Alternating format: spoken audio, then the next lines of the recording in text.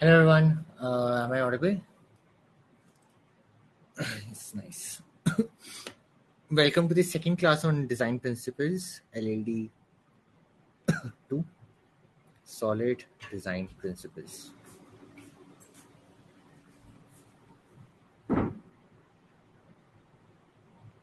So today we are going to finally finish our solid design principles. In the last class, we had discussed S and O completely and the very first half of L.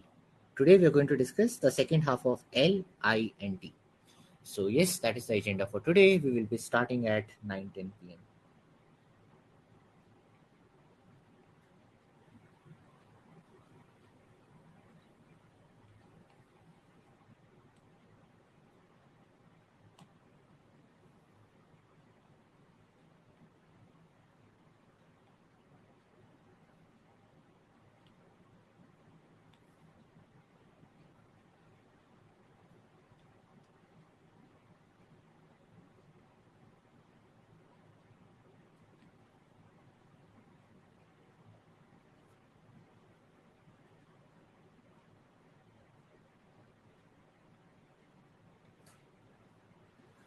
So Ashu, there are around 150 people that join normally. Around 150. Hey Anubhav, hi.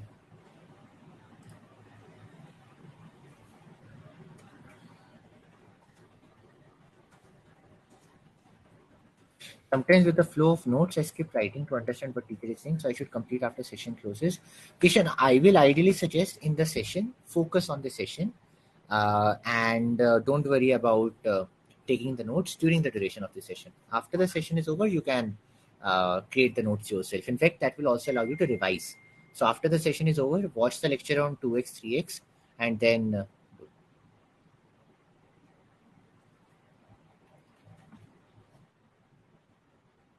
yes, Karthik, and this is the agenda for today. If you remember in the last class, I don't know why the session's title is not updated. I should have got that done. But yeah, I will ensure that from the next lecture, the session's titles are also.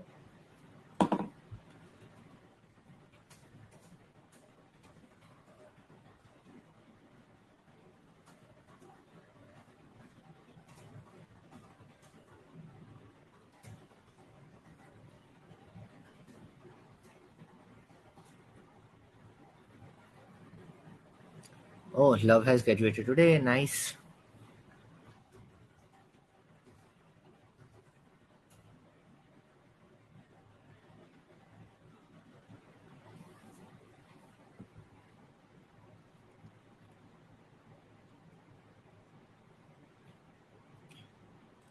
Will the assignment be given today? Yes, yes. What do you suggest for people who are already married to move into Scalaverse? I mean, you can technically move with your families, but it doesn't make sense. I mean, currently in the Scalaverse, you don't have 2 BHK, 3 BHK, etc., right? So it doesn't really matter. So I mean, say if you're a family person, probably shift to Scalaverse if they ever get 2 BHK, 3 BHK. I personally, I mean, if I had to, if I was married and I had kids, etc., so I would probably not move to Scalaverse. I mean, that's my personal opinion. I would probably live in a society. This is what I personally like. Scalar versus like a co-living space by Scalar. So scalar.com/scalarverse. This is what scalarverse is.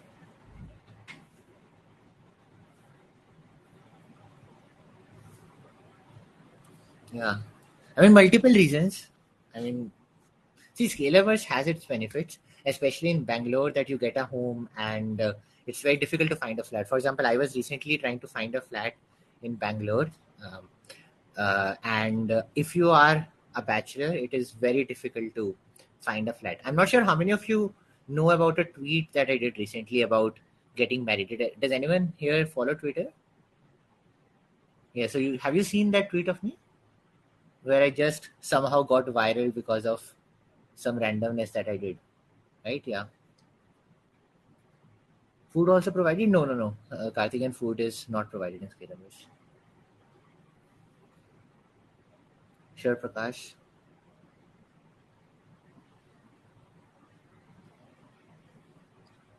Yeah, I mean, in Bangalore, it is very difficult to find a flat, seriously. Unless you are married, probably. Can people from outside Scalar come? I mean, Prince, I think the flats can only be booked by Scalar people. But after that, anyone can live there. So that's the thing.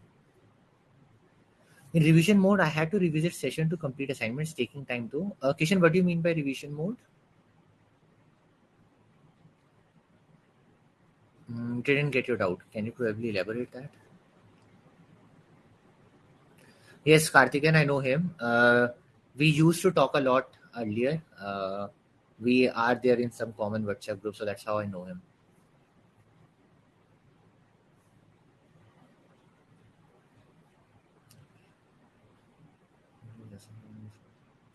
Anyone, Prince. So basically, in Scalaverse, any student, TA, or mentor, student, TA, mentors, they can. Himanshu Striver, uh, Raj Vikramaditya.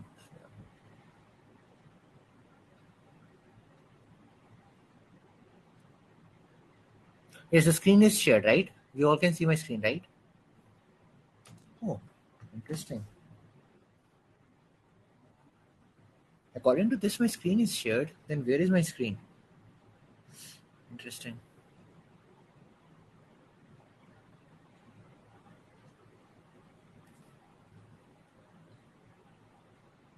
Is the screen visible now? Okay, interesting. Let us wait for 3 more minutes and then we will start the session. Yes, Puchita, he was. Yes, yes. I mean, after completing the course, if you are associated with Scalar in some way, you can join Scalarverse. Even after 2, 3 years, I think.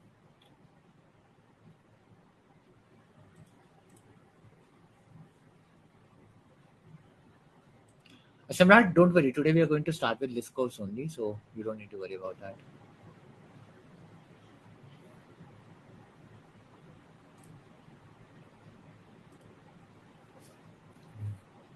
I mean, Kishan, unfortunately, that is the only way to do that. Ideally, I will say when I was a student, I used to make notes immediately of the session, and then I used to probably watch the video on 2x. But I used to once create notes that I can rely upon for future. So whenever I was revising assignments, I didn't used to watch the videos, but only read my own notes. No, Himanshu, no idea about that, frankly. I mean, I am not aware of those kind of things. Could I connect with you one to? Radha, I think you had sent a WhatsApp message to me. I will see that soon. Just a bit busy with some personal stuff. Yeah.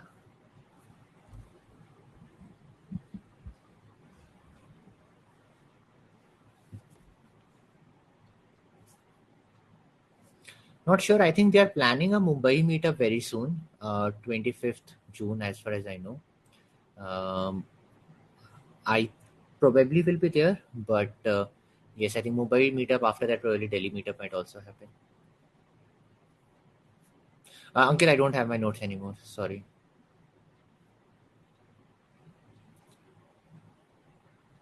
They might be there in Bangalore, but probably no. Yes, Mumbai and Pune, I think both are coming on the same day. So, I mean, so let us say if today it's on Mumbai, the next date is on Pune. So it's something like that. Probably this month only. So yes, feel free to come there. I will, if I come to Mumbai, I will be coming to Pune because night travel from Mumbai to Pune is the plan.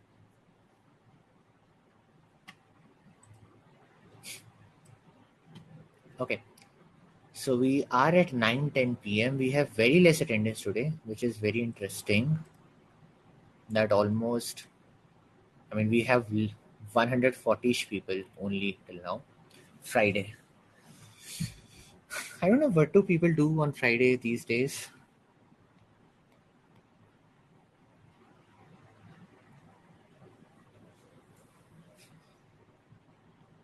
Cool. Yeah. Okay. Anyways, let us start the session. Okay. So, यार उत्कर्ष ऐसे रुलाओ ना. ठीक है.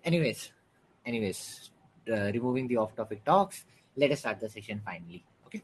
Cool. So in the last class, what did we discuss?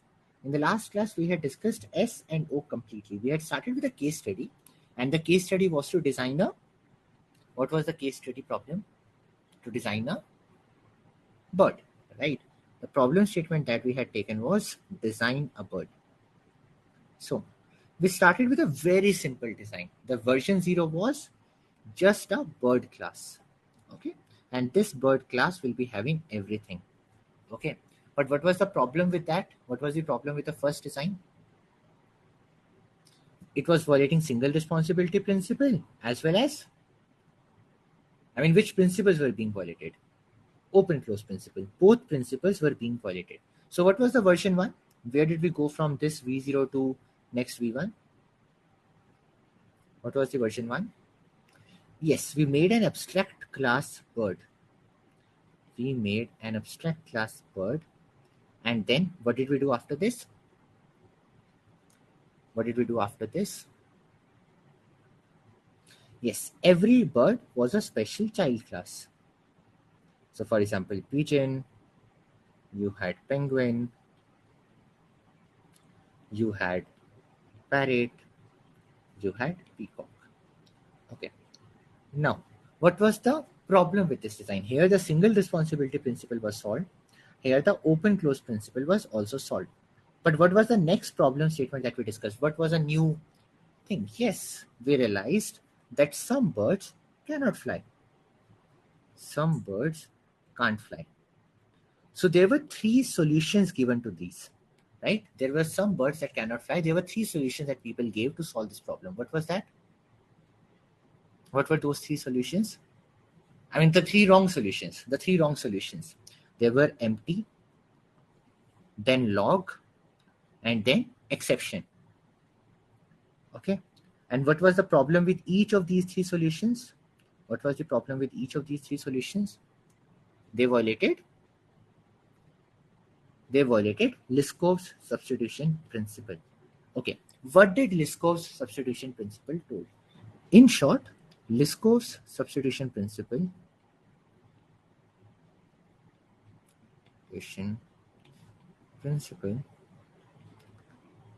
says that no child class should deserve any special treatment.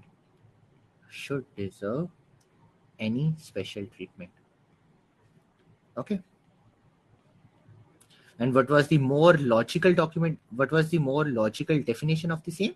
The more logical definition of the same was all objects of a child class,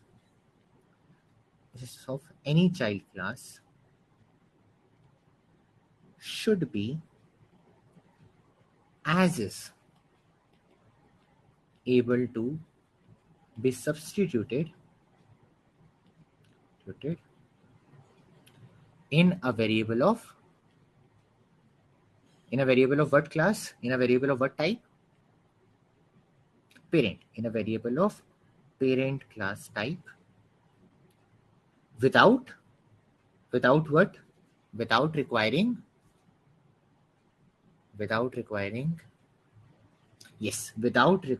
any code change. Without requiring any code change in further code. Okay, so let me explain this definition once again. It told that whenever you have, yes, Sumit, that is what I'm saying. Whenever you have a variable of a parent class, let us say you have a variable of parent type animal A. Now, in this variable, you should be able to put in a child. You should be able to put an object of any child class. Okay, for example, new. Let us say there was a bird. You should be able to put a new penguin. You should be able to put a new peacock. You should be able to put a new sparrow.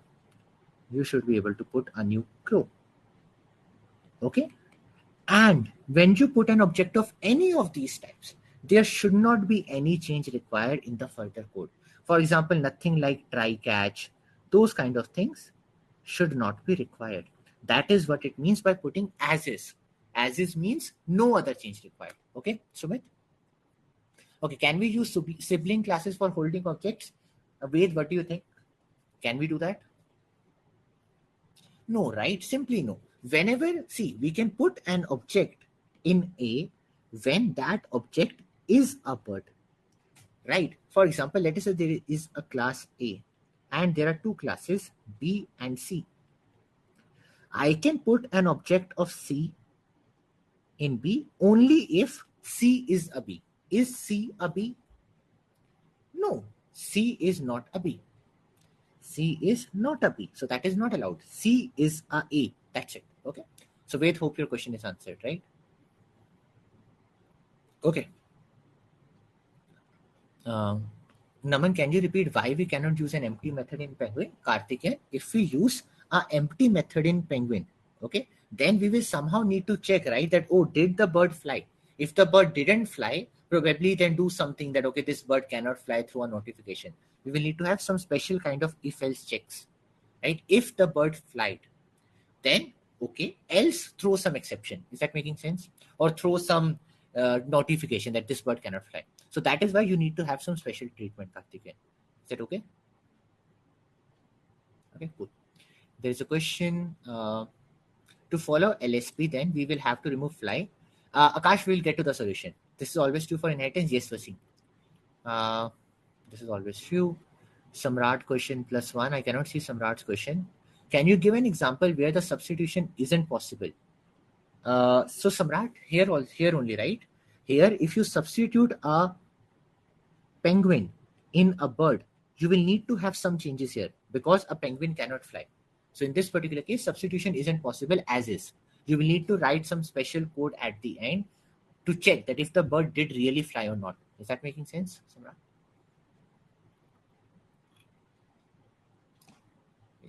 Okay, cool. Okay. Now there is a question. Is implementing interface also is a relationship? Yes, Ashish. Absolutely correct. In case of inheritance, Liskov is always true, right? No, Vasim. In case of inheritance, Liskov should be true, but isn't true if you have such kind of condition. That, okay, there is a penguin class in which in the fly method, you are doing nothing. Now you will need to specially check it, right? Or in the fly method, you are throwing some exception.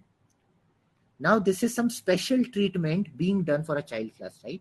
No child class should deserve any special treatment. Here you will need to do some special treatment for a child class which cannot fly, which is a violation of Liskov substitution principle. Clear, Vasim? Vasim, is that clear with you? Okay. Let me explain again. So Vasim, if let us say I have a bird class, okay? In the bird class, I have a fly method. This means that every bird should be able to fly. So now there is a pigeon. This pigeon can definitely fly. So no problem there. There is a crow. This crow can also fly. No problem there. But now we have a class called penguin. This penguin has a fly method, but the fly method of the penguin class says it cannot fly. Now, whenever I call, let us say I have an object of type bird. Bird B is equal to new, let us say pigeon. And I have some code below. So let us say b.fly. Will this code work? Will this code work? Will this code work? Yes. Now, let us say, why will this code not work? I mean, pigeon has a fly method implemented, right? There is some implementation there. Okay, so it will work. Now, instead of pigeon, I let us say put a crow here. Will this method still work? Yes, then also it will work. But now, let us say I put a penguin here. And in the penguin, the fly method is not flying. It is just a dummy method. Nothing. It is doing nothing. So will suddenly the bird not fly? Will suddenly the bird not fly? When I call the fly method, the bird will not fly. Will you see that?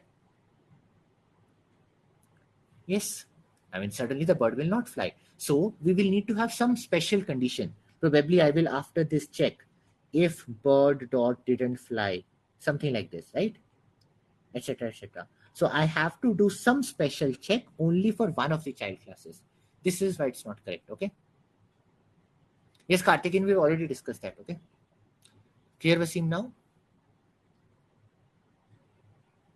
Is it clear? That okay, because this penguin cannot fly. In its implementation, it just is doing some dummy work. So whenever a client tries to call the fly method on penguin, it will probably need to check some special things. That okay, did the bird really fly or did the bird not fly? And based upon that criteria, do some special thing. For example, throw a notification that this bird cannot fly. This is a violation of Liskov substitution principle because for a penguin class, you are doing some special treatment. Is that making sense? I mean, see, Samrat, ideally, let us say if an object has a fly method, what will you expect that fly method to do? If an object has a fly method, what will you expect a fly method to do? Fly.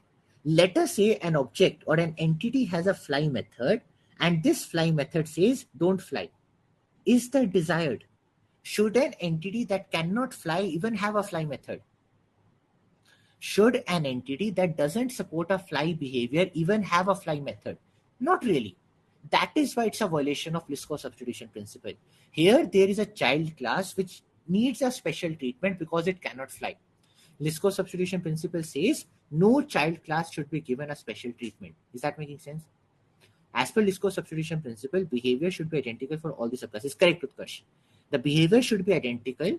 Nothing should have a special behavior. In the sense that, okay, this penguin should not throw an exception. It should not say that, okay, I'm throwing an exception. Every other bird doesn't throw an exception, but I'm going to throw an exception. That's not good. Good? Okay. Correct, Akash. Absolutely. Yes, even blank implementation also violated. Now, see, imagine, let us say you are writing a code. Okay, you are trying to write a code and you say that, okay, this object has a fly method. So now you just call the fly method and suddenly you see that when you run the code, one of the bird is not flying. Won't you be confused? That, oh, why is this bird not flying? You will be confused, right? So this is a violation of Liskov substitution principle, that why is a method not behaving or not doing the work that it is supposed to do? So a method must not be overridden in a subclass. No, Manish. It can be overridden in a subclass. The only thing is it should do the thing that the method signature is telling to do. For example, the fly method says this method will make the corresponding bird fly. This method will make the bird fly. Okay. And when you are overriding it, aren't you giving a different meaning to it? Aren't you saying that, okay, this method will make a bird not fly? Is that not expected? Isn't that a wrong behavior? Correct? If you are overriding something, that doesn't mean you should change the meaning of that behavior. You can implement that behavior in a different way, but that doesn't mean you should change the complete meaning of that behavior. Okay? Prashant, we will get to that solution. We'll get to that solution. Okay? Okay, perfect. Correct, Utkarsh. So here still we can substitute with parent, but that's not correct behavior. Yes, Vasim, because now if we substitute it in an object of parent, in the further code, you will probably need to have some kind of try catch, right? You will need to check some kind of exception because now there is a bird that cannot fly. That is a problem, Vasim. I am now required to make some changes in my further code because one of the child classes is implementing something in a different way. Clear, Vasim? Okay. Like electric car cannot have an engine, so making abstract car have an engine boiler. Correct, Samrat. Absolutely. Okay. Now let us go to the solutions of this.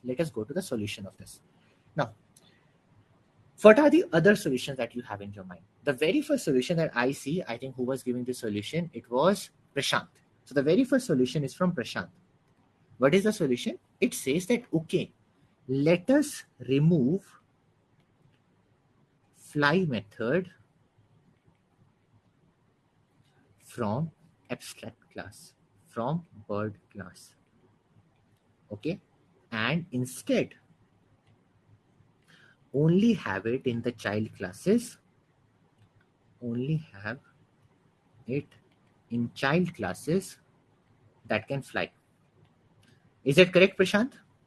Is that what you are asking? Yes or no? Yes, that remove the fly method from the abstract class and put it only in the child classes that can fly. How many of you are clear with Prashant's solution? That, okay, what is he suggesting? Then we will see if it is correct or if it has problems, but how many of you are clear with his solution? So let me just write the solution. His solution says that there will be a bird class. Okay, this bird class will be an abstract class. Okay, So it will have the attributes of a bird. What are those attributes of the bird? A bird has, I think, anyone remembers the attributes of the bird that we had? Weight, okay, type, color. Okay, let us say these are the attributes. And there are now only two methods. What were the other two methods? Eat and make sound, right? Other than eat and make sound, right? Okay. So now the very first change that we have done is there is no fly method in the bird. Okay. Now we have multiple child classes of the same. We have your crow. Okay. We have our what we say penguin, or we have our pigeon. We have our penguin, and we have our, let us say, some other bird called owl. Okay. Cool. For the birds that can fly, they will have a fly method here. Okay. Pigeon will have a fly method here. Owl will have a fly method here. But penguin will not have a fly method. Is this making sense? Yes, Sagar, you are correct. Kamini, you are absolutely correct. We are going to get to that solution. Now, what is the problem with this design? The problem with this design is, let us say there is a use case, get a list of all the objects that can fly. Get a list of all the objects that can fly. Will we be able to do that? Will we be able to get a list of all the objects that can fly? No. Earlier, how could we get a list of all the objects that can fly? By just making a list of bird, right? In this solution, we could actually get all the birds that can fly. Assuming all the birds fly, then we could have done something like list of bird, right? In this list of bird, I could have any of the child object. I could have a owl. I could have a pigeon. I could have anything. But now, can I create a list of anything where all the objects that have the fly behavior can be present? Can I make this thing? No, there is no way to do that. Okay, so that is the first problem statement. Okay, now what is the solution of this? Any other solution approach that you have? This was the first solution that Prashant had. Any second solution approach that anyone has? Okay, Pratibha, let me explain this thing. So the problem is, if I want to get a list of all the objects that have the fly behavior, can I create a list of any can I create a list of any class or any entity that is an umbrella term for all the entities that can fly? No. If I create a list of bird, will I be able to call the method fly on that? Will I be able to call a method fly on that? No, I will not be able to do that, because now bird doesn't have a fly. Similarly, is there any other way to get all the objects? Is there any way in which I can create a list where crow can be full, pigeon can be filled, owl can be filled, but penguin cannot be there? Is there any other way? So Pratibha, is your doubt cleared that, okay, this is a problem with this design? In this design, there is no way for me to create a list where a crow can be there, a pigeon can be there, a owl can be there, but a penguin cannot be there. Is that clear, Pratibha? Awesome, cool. Now, we can add attribute can fly. Okay, Prashant is saying we can add attribute can fly. Okay, but Prashant, then similarly, it will again fall in the same method where a fly method is doing nothing.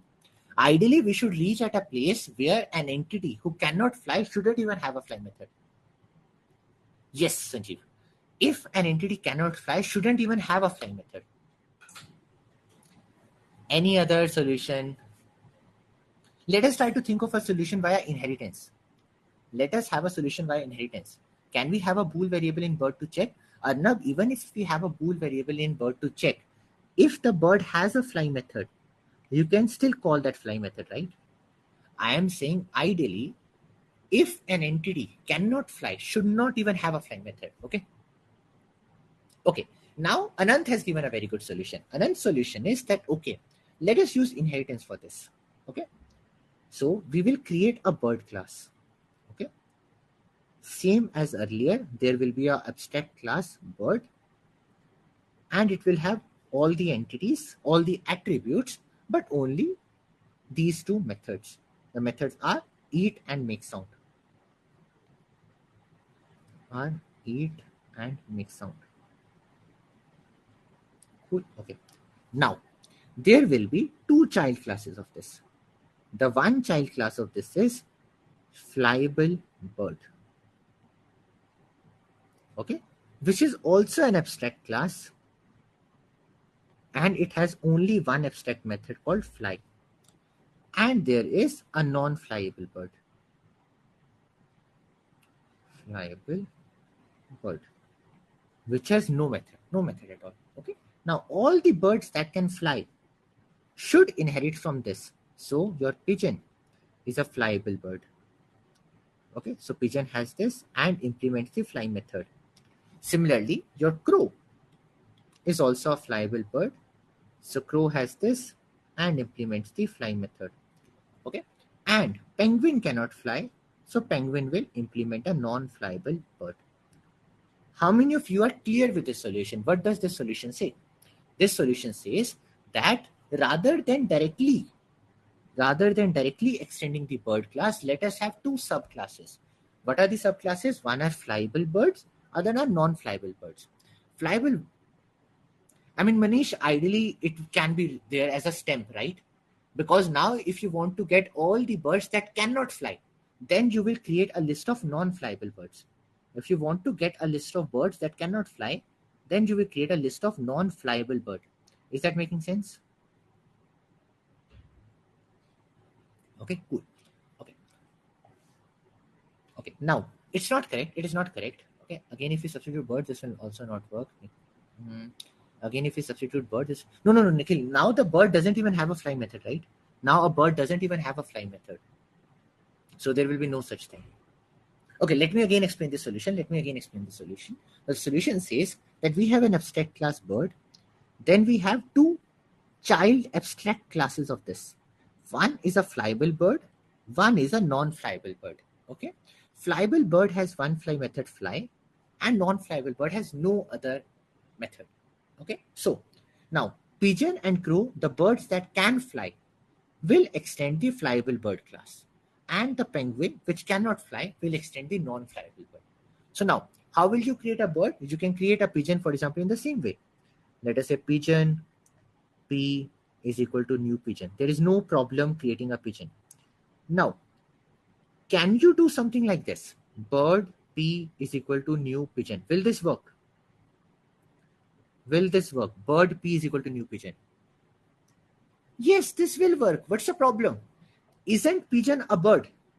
Pigeon is a flyable bird, and flyable bird is a bird. So can't I say pigeon is a bird? Can't I say pigeon is a bird? Yes, pigeon is a bird. So that is why I can say bird p is equal to new pigeon. Okay. Now let us say if someone, yes, Ashish, I'm getting there. But in this particular thing, can I call the fly method? Can I say p dot fly? No, Sushant, it is for every languages. No, I cannot call p dot fly. Why can I not call p dot fly? Jayesh, see, if pigeon is extending a flyable bird and flyable bird extends the bird, by default pigeon is a bird, right? For example, if there is a class C, C extends B and B extends A, isn't C a A? Can I say C is a A? Jayesh. So that is what is happening here. Okay, so that is why. Are you clear now? Clear now, Jayesh? Okay, cool. Okay. Can I call p dot fly? Yes or no? No. Why? Because is the bird class. What is the data type of p? What is the data type of p? What is the data type of p? It is bird. Can I call fly on a bird? No, I cannot call fly on the bird. Okay, obviously, I mean, if I cast, then it's no longer a p, right? So casting is not considered here. Okay, now, if I want to get the list of birds that can fly, I will create a list of what data type? Karthik, and I will unmute you soon. Yes, if I want to get a list of birds that can fly, for example, here, I will create a list of something called flyable bird. Bird, flyable birds. Okay. Similarly, if I want to get a list of birds that cannot fly, what will I do? I will create a list of non-flyable birds. Perfect. List of non-flyable bird. Okay. Perfect. Now there are some questions. Let me see above. But last example you said we can do. How is that possible? Karthikeyan, in the last example, bird had a fly method. In this example, bird had a fly method, right? So that is why on an object of bird, I could call fly. But here in this example, is bird having a fly? Okay, let me unmute you, Karthikeyan. So should I still unmute you or did you get the answer? Okay, so it's clear now, right? Awesome, cool. Can an abstract class extend from a non-abstract class? Yes, Shiva, it can. Okay, it can. No problem there. Okay. Manish has a doubt. Let me unmute Manish. Hey, Manish.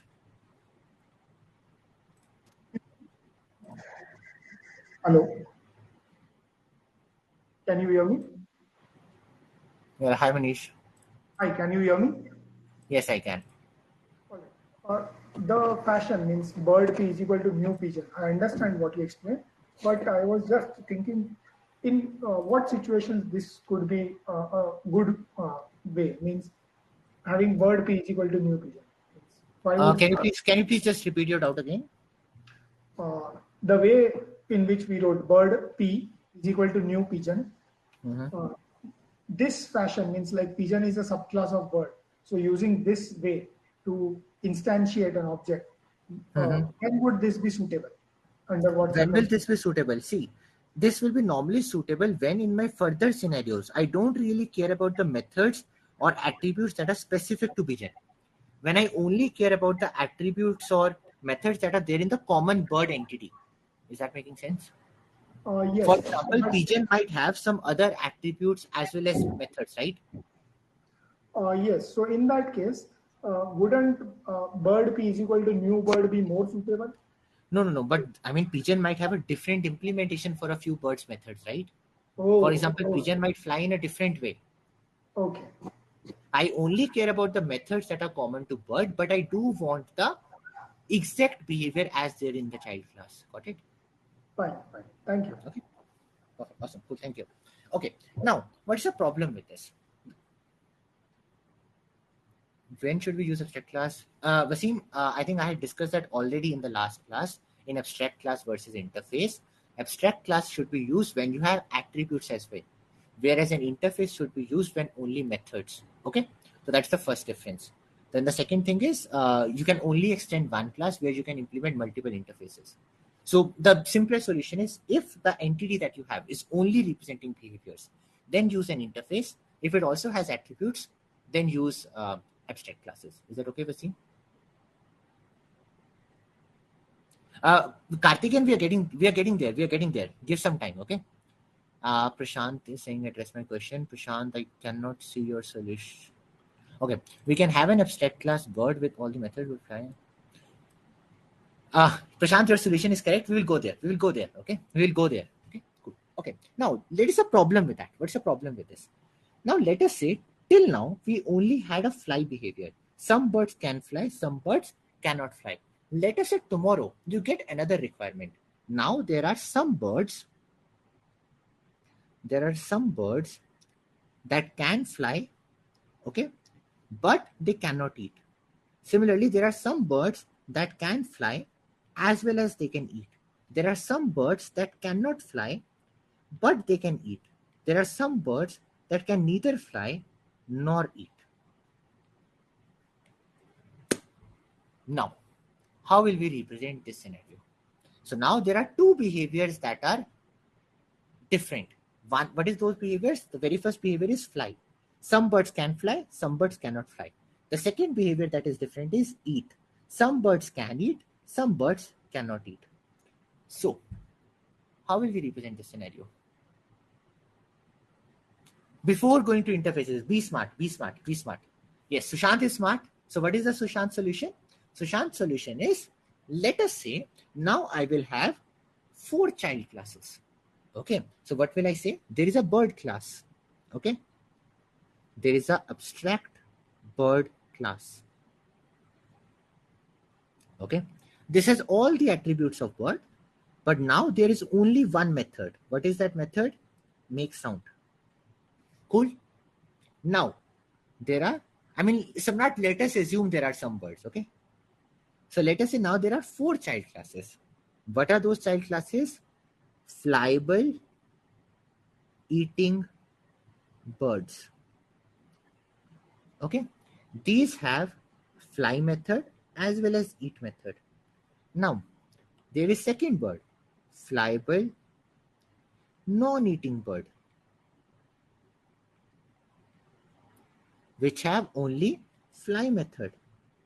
Then there is a third one, flyable, non-flyable, eating birds, which have only eat method. Then there are fourth bird, non-flyable, non-eating birds, which have how many methods?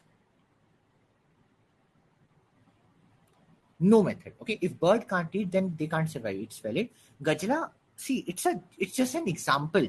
Here I'm telling you a problem with this design. Okay, this is just an example to illustrate you the problem that comes up with this design. Okay, so now, okay, so let us say the flyable and eating birds are pigeon, and let us say crow.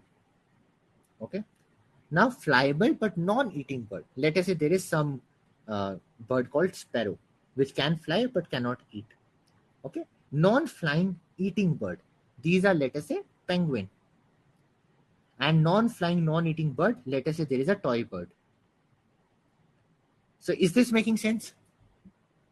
Is this making sense? Can we have only 4 class, fly, non-fly, eat, and non-eat? I mean, Pratibha, depends. If I want to somehow, I mean, this is same as this situation. If I want to get all the birds that cannot fly, so what will I do? I will say a list of non-flyable birds, right? So same thing. If I want to get a list of all the birds that can neither fly nor eat, how will I do that? Making sense, Pratibha? Good. Okay. Now, I mean, Sushant, same thing. What I just explained to Pratibha, right? List of all the birds that can neither fly nor eat. How will you do that? Clear, Sushant? Okay.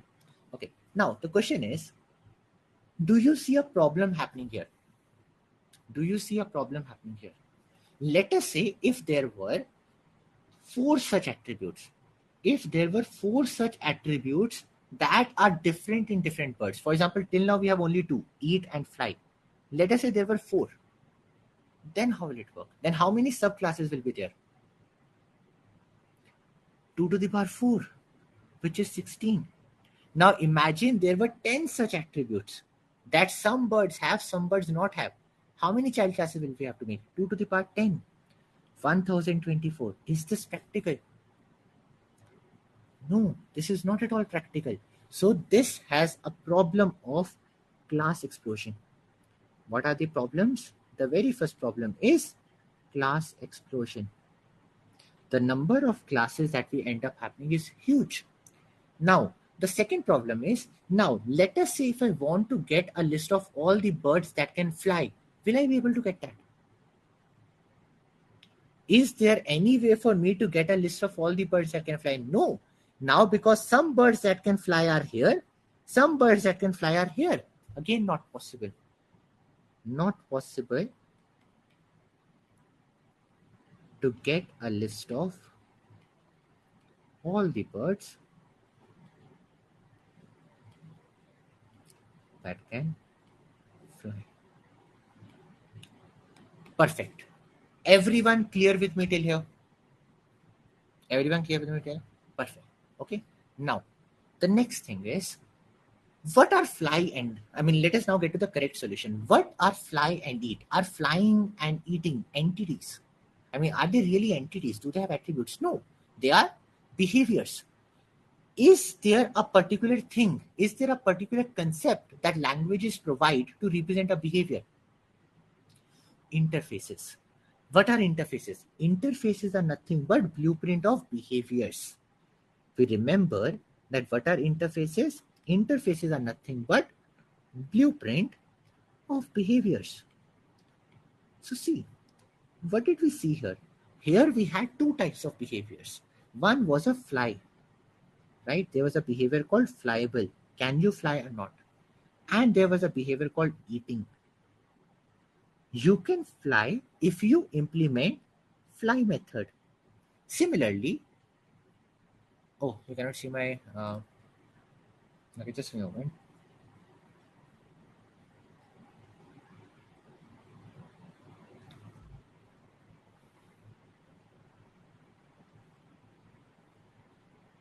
Can you see the screen? Okay. Okay. You can see the screen now, right? Okay. Interesting. Okay.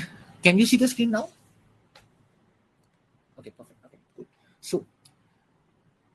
So let me just delete it again and start from here. Okay, cool. Now, what do? We have a concept called interfaces. Now, what are interfaces? Interfaces are nothing but blueprint of behaviors. Okay, they are used to represent behaviors in my software system.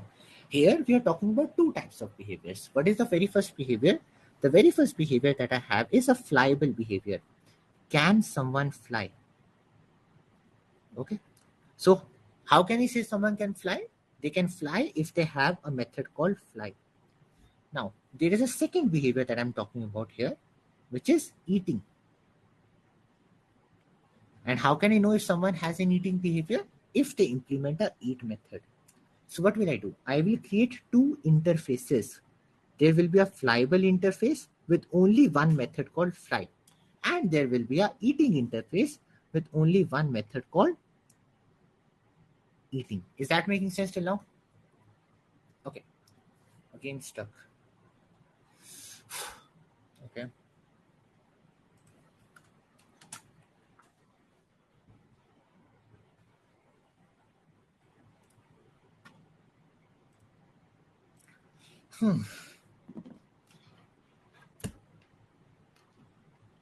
Actually, now this is my iPad has somehow stopped doing stupid things. Hmm.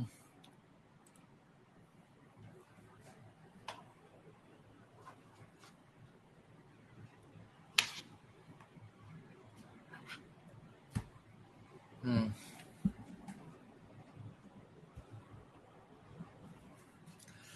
No, actually, I was playing with the iPad. I have installed a developer beta on it, and somehow that's not a good decision.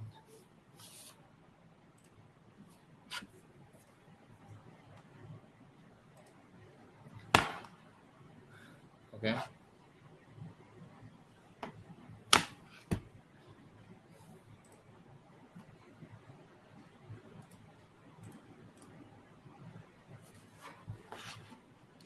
No one putting the meme 50 रुपया देगा. Prince, I'm taking it out very soon. I'm taking it out very soon, but I'm just 150 रुपया देगा. Yeah. I'm just trying to get my iPad to connect. Just give me one moment, please. Okay.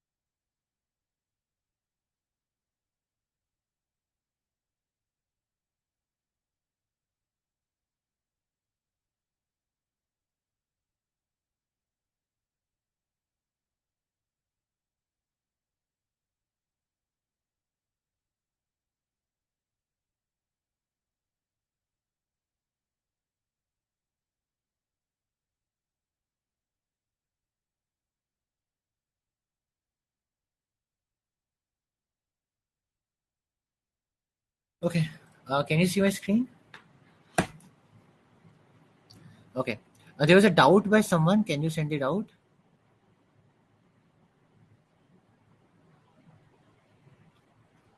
I have a different query related to OOP now, since Flybell has extended bird and further pigeon has extended Flybell.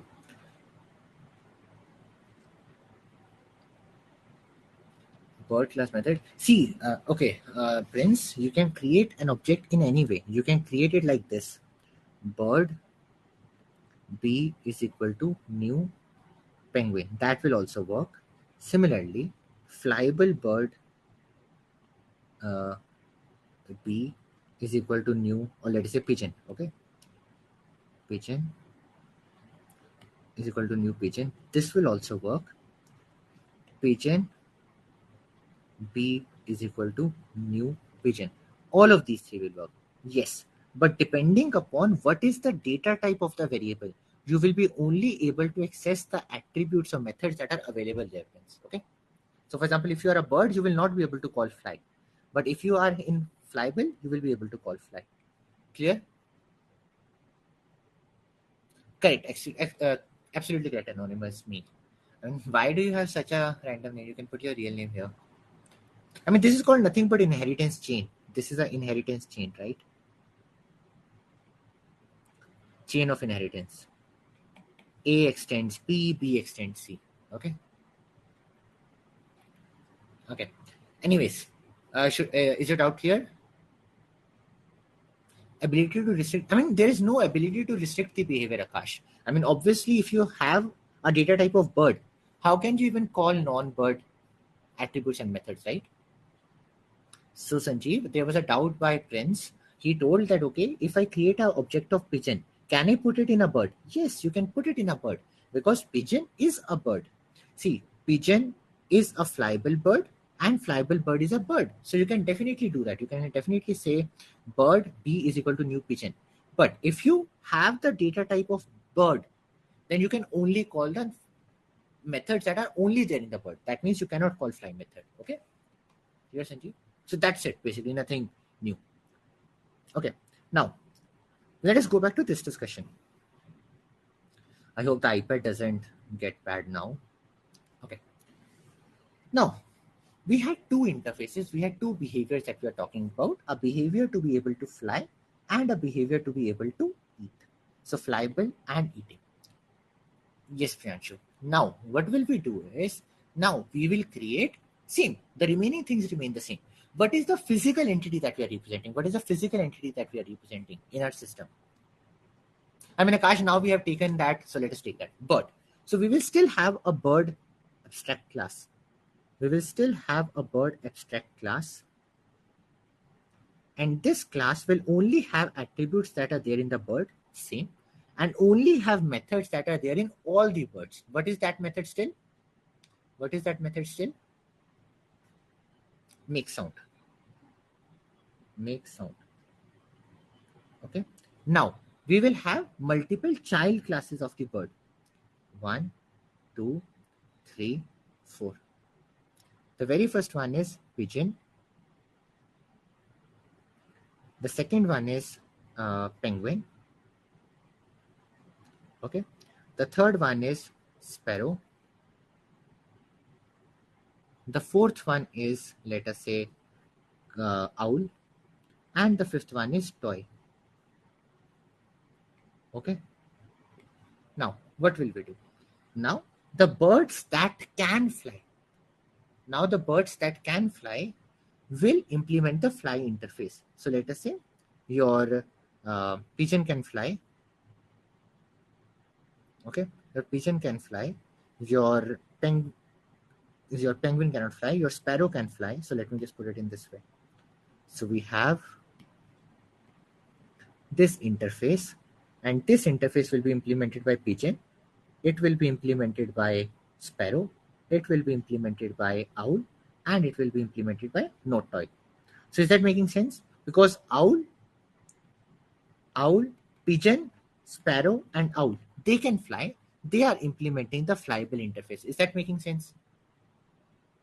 Is that making sense? So Kavita, is that clear? So two interfaces, flyable and eating. bird abstract class, and now the birds that can fly are implementing the flyable interface. Similarly, the birds that can eat are implementing the eating interface. So now let us say your pigeon can eat, so pigeon implements the eating interface. Your penguin can eat, it implements the eating interface. Sparrow can eat, and owl can eat. Now, the ones that are implementing the fly interface, they will have the fly method. Okay. Similarly, the ones that are implementing both the interfaces will have both the methods. Penguin will only have eat. Sparrow is implementing both, so it will have both fly and eat. Owl will have both fly and eat. And toy will have none. Is everyone clear with this version of the design? Is everyone clear with all this version of design? Okay. Why not flyable bird name of interface? I mean, Nirmal, we could call that as well. We could call this interface flying bird. So that's also okay. Okay, so there is an interface called flying bird. That's also okay. Okay. There is also eating bird. That's also okay. Okay. Yes, Vijay. This is the solution. This is V3 or V4. I think this is like V5. Ashish, getting there, getting there. Okay. Okay. Now, the question is, I mean, Nirmal, we can make, I mean, see, that depends upon us. What is the scope of the interface we want? If I want that this interface should only be limited to bird, then I can name it flying bird in the name itself, that okay, this interface should be only used with birds. If I want this interface to be used by anyone who can fly, even an aeroplane, then I can make it just a flying interface. Okay. Okay. Yes, Abhishek. I mean, in the real classes, these methods will be overridden. Okay. So these methods will be overridden because there is no implementation in the interface, right? In the interface, there is no implementation. Yes, Anil, there is no relation between bird class and the interfaces. Okay. Bird class is completely separate from the interface. Okay. When should we make behavioral interfaces? Only in these cases. Although behavioral interfaces are very, very common. There are many situations where we represent or where we call an entity only because of the behavior. So just call those behavior interfaces. Okay. Rather than putting behavior in the classes, put the behavior in separate interfaces. This makes your code more maintainable. Okay. In a legacy system, if we have fly method is in parent and not implemented using interface, do we? No, Venkat, we don't. You will have to abstract this out. I'm getting there, getting there. Okay, cool. If there are multiple methods, uh, yes, Shefali, yes, you are correct. If there are multiple methods in an interface, all have to be implemented. Karthikeyan is saying, what is legacy code? Karthikeyan, legacy is an old code. I mean, a code that is written old, it already has a lot of use cases, but bad. Okay. Ankit, wait for like one more design principle. Your doubt will automatically get answered. Okay. For all the behaviors we can create interfaces, yes, wait. Okay. Cool. So normally the behavior should be written in the interfaces because this makes the design much better or much easier to modify in future. Okay. No, anonymous. This is not a design pattern. Okay. This is somewhat related to strategy, but that will come there very soon. Okay. Okay. Now, what I'm saying is that if I want to get the list of all the birds, if you are a bird, it's okay. So what will I create a list of? See, wait, as I mentioned, everything in system design, everything in software design is a trade-off. If you create an interface for every common behavior, for even for a common behavior, you might be overkilling it. So not really for a common behavior, but something that is prone to change, then you can do that. Okay. Yes, Alok, I mean languages, object-oriented programming languages do have the support of interface in one way or other. Okay.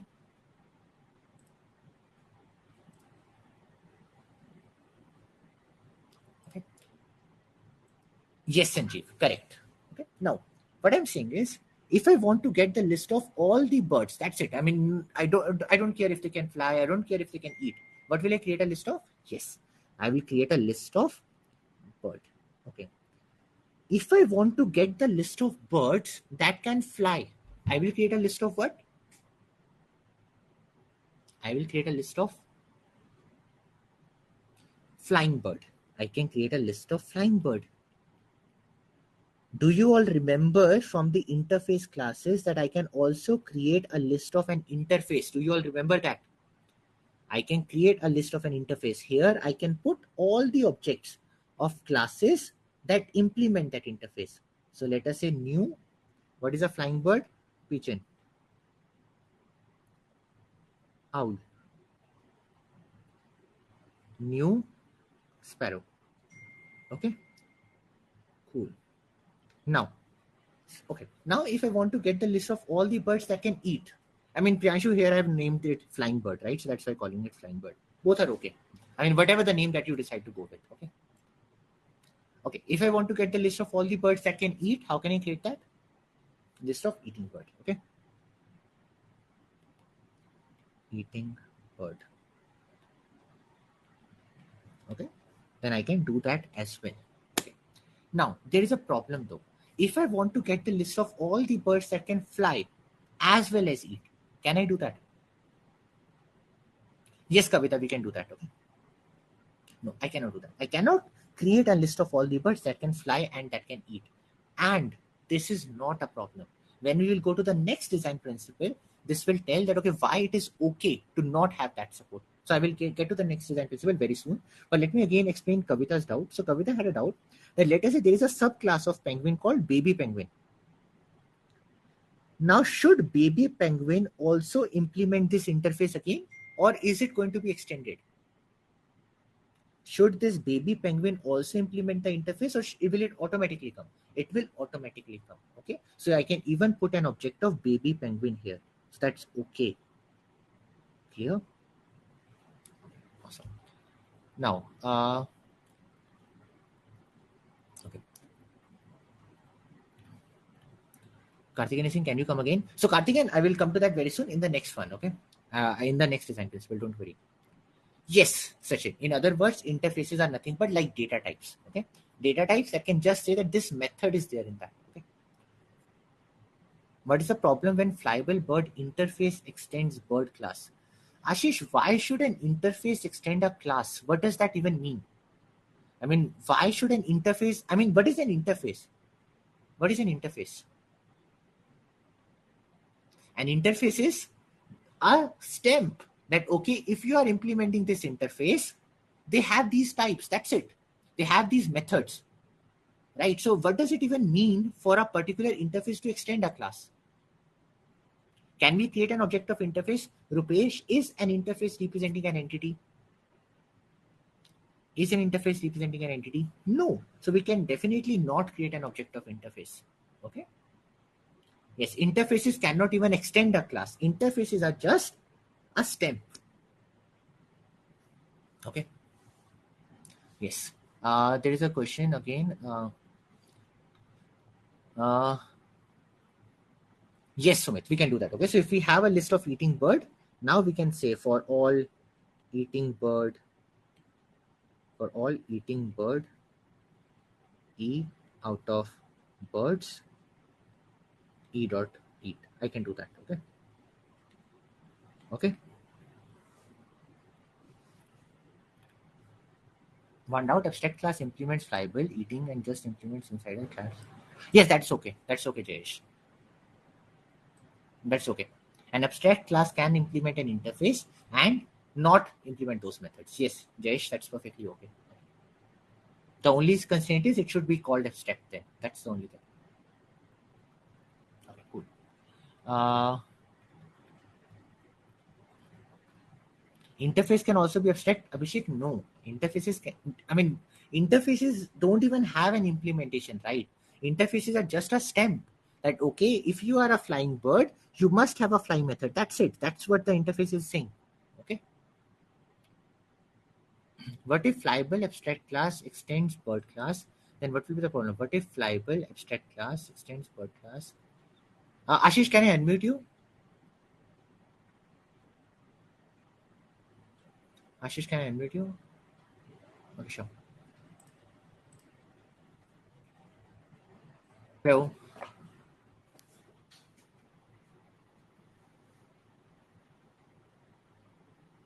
Hello. Hi, Ashish. I cannot hear you yet. Abstract class implements interface with scenario. See, Sagar, abstract class is also nothing but a class, right? It's representing an entity. The only thing with an abstract class will be there are some methods that cannot be implemented. Okay, or probably I don't want to create an object of that class. So I mean, whenever you have such kind of a scenario, for example, let us say bird. Now you say that all the birds can fly as well as eat. So what can you do? You can make the bird class implement these interfaces. That is also okay. Okay, so that also you can do. I mean, you can make the bird class implement these two interfaces. Now every bird can fly and eat. That's also okay. Okay. Anyways, Ashish, let us discuss it out at the end then. Okay. Yes, Astha, you are correct. Okay. Interface can extend any number of interfaces. Yes, Rupesh. Yes. Interfaces can extend other interfaces. So now, but you said that abstract class can or cannot implement interface method, so it's a choice. Yes, Sagar, see, if the bird class is implementing these two interfaces, it says that I just support these interfaces. Now, for a few of these methods, I might not have the implementation. So I will make those methods abstract. That's it. You make a method abstract when you don't have its implementation. Okay. Not really. Some implemented methods can be there in an interface, Rakesh. I mean, those default methods we will discuss later. That is not the real purpose of interfaces, though. Okay, the real purpose of interfaces is to not have any implementation in them. Okay, if bird later extends a new interface, will the existing code break? Yes, correct. I mean, if a bird extends an interface, then I mean somehow someone needs to implement them, right? Awesome. Now let us go ahead. Let us go ahead. There's a problem here that okay, if I want to get all the birds that can fly as well as eat, is there a way to do that? Yes, Vasim, you can. No, there is no such way. Okay, but that is probably okay as well. Let us go to the next design principle, which is I, which is told for interface segregation principle.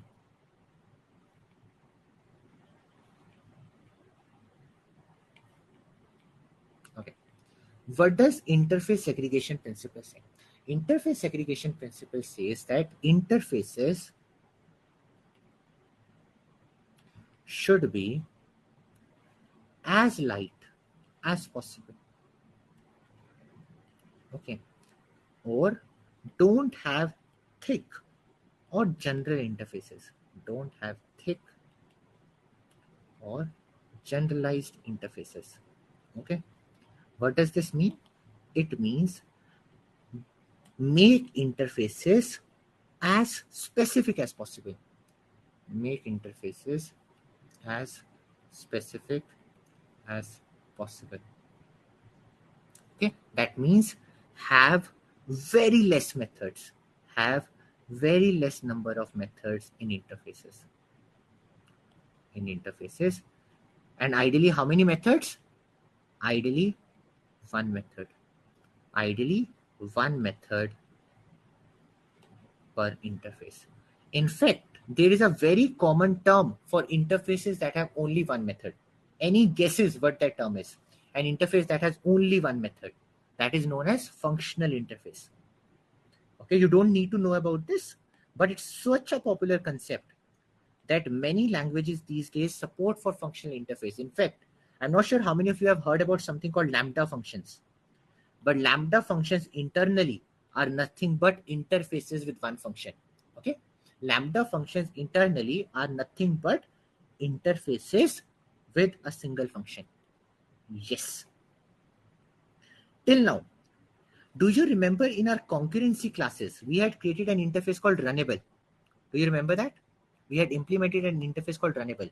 How many methods needed to be implemented there? One, run. Then there was another method that we had discussed, which was runnable callable. Again, one method, call. Correct? In Java as well, or in any programming languages, there are multiple interfaces that have only one method. And interface segregation principle says it is better to have interfaces that are as light as possible, or that are not thick, that are not generalized. They are very specific, having very few methods. Okay.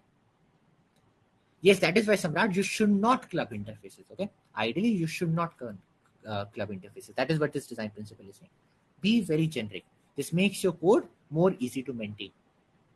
Okay. Yes, comparator is also a single interface, which is a functional interface with only one method compared to. Okay.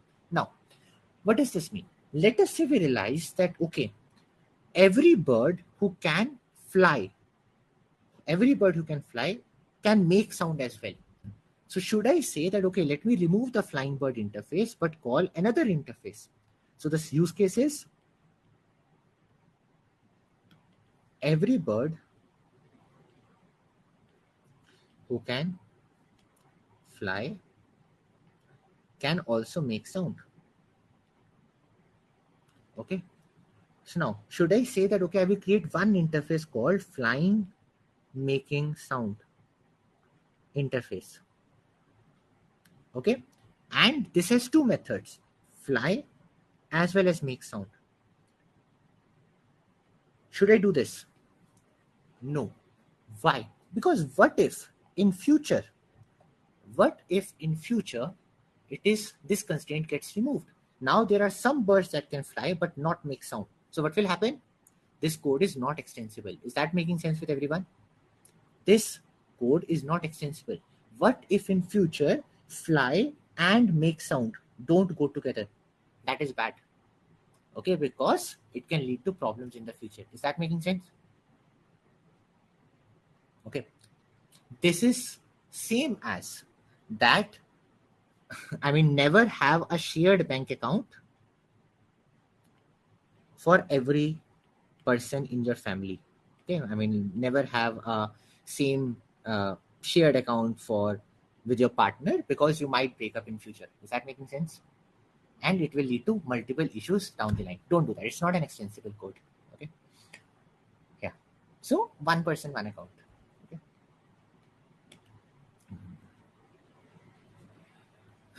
Okay.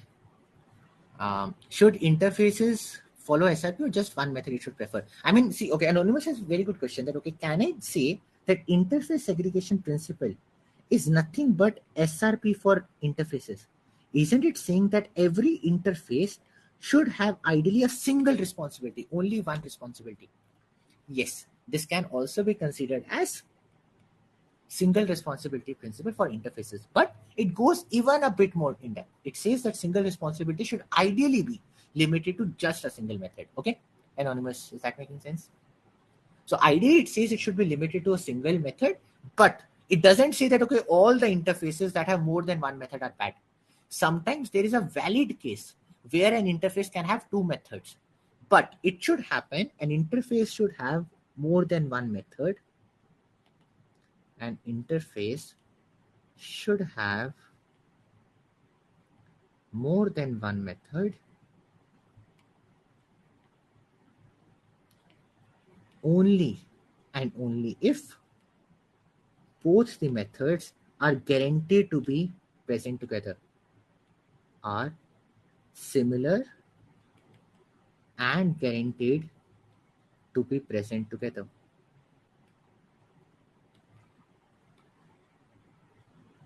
Clear? Yes, it can be like those, Samrat.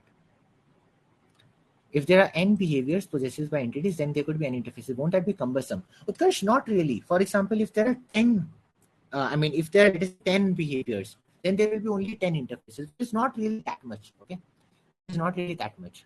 10 interfaces is still manageable. There are multiple courses with more than these interfaces. The benefits of having interfaces in a large code base often outweigh their costs. Okay, so it's a good trade-off to have. Clear? And also, as we have discussed, the interface segregation principle is very closely linked to single responsibility principle.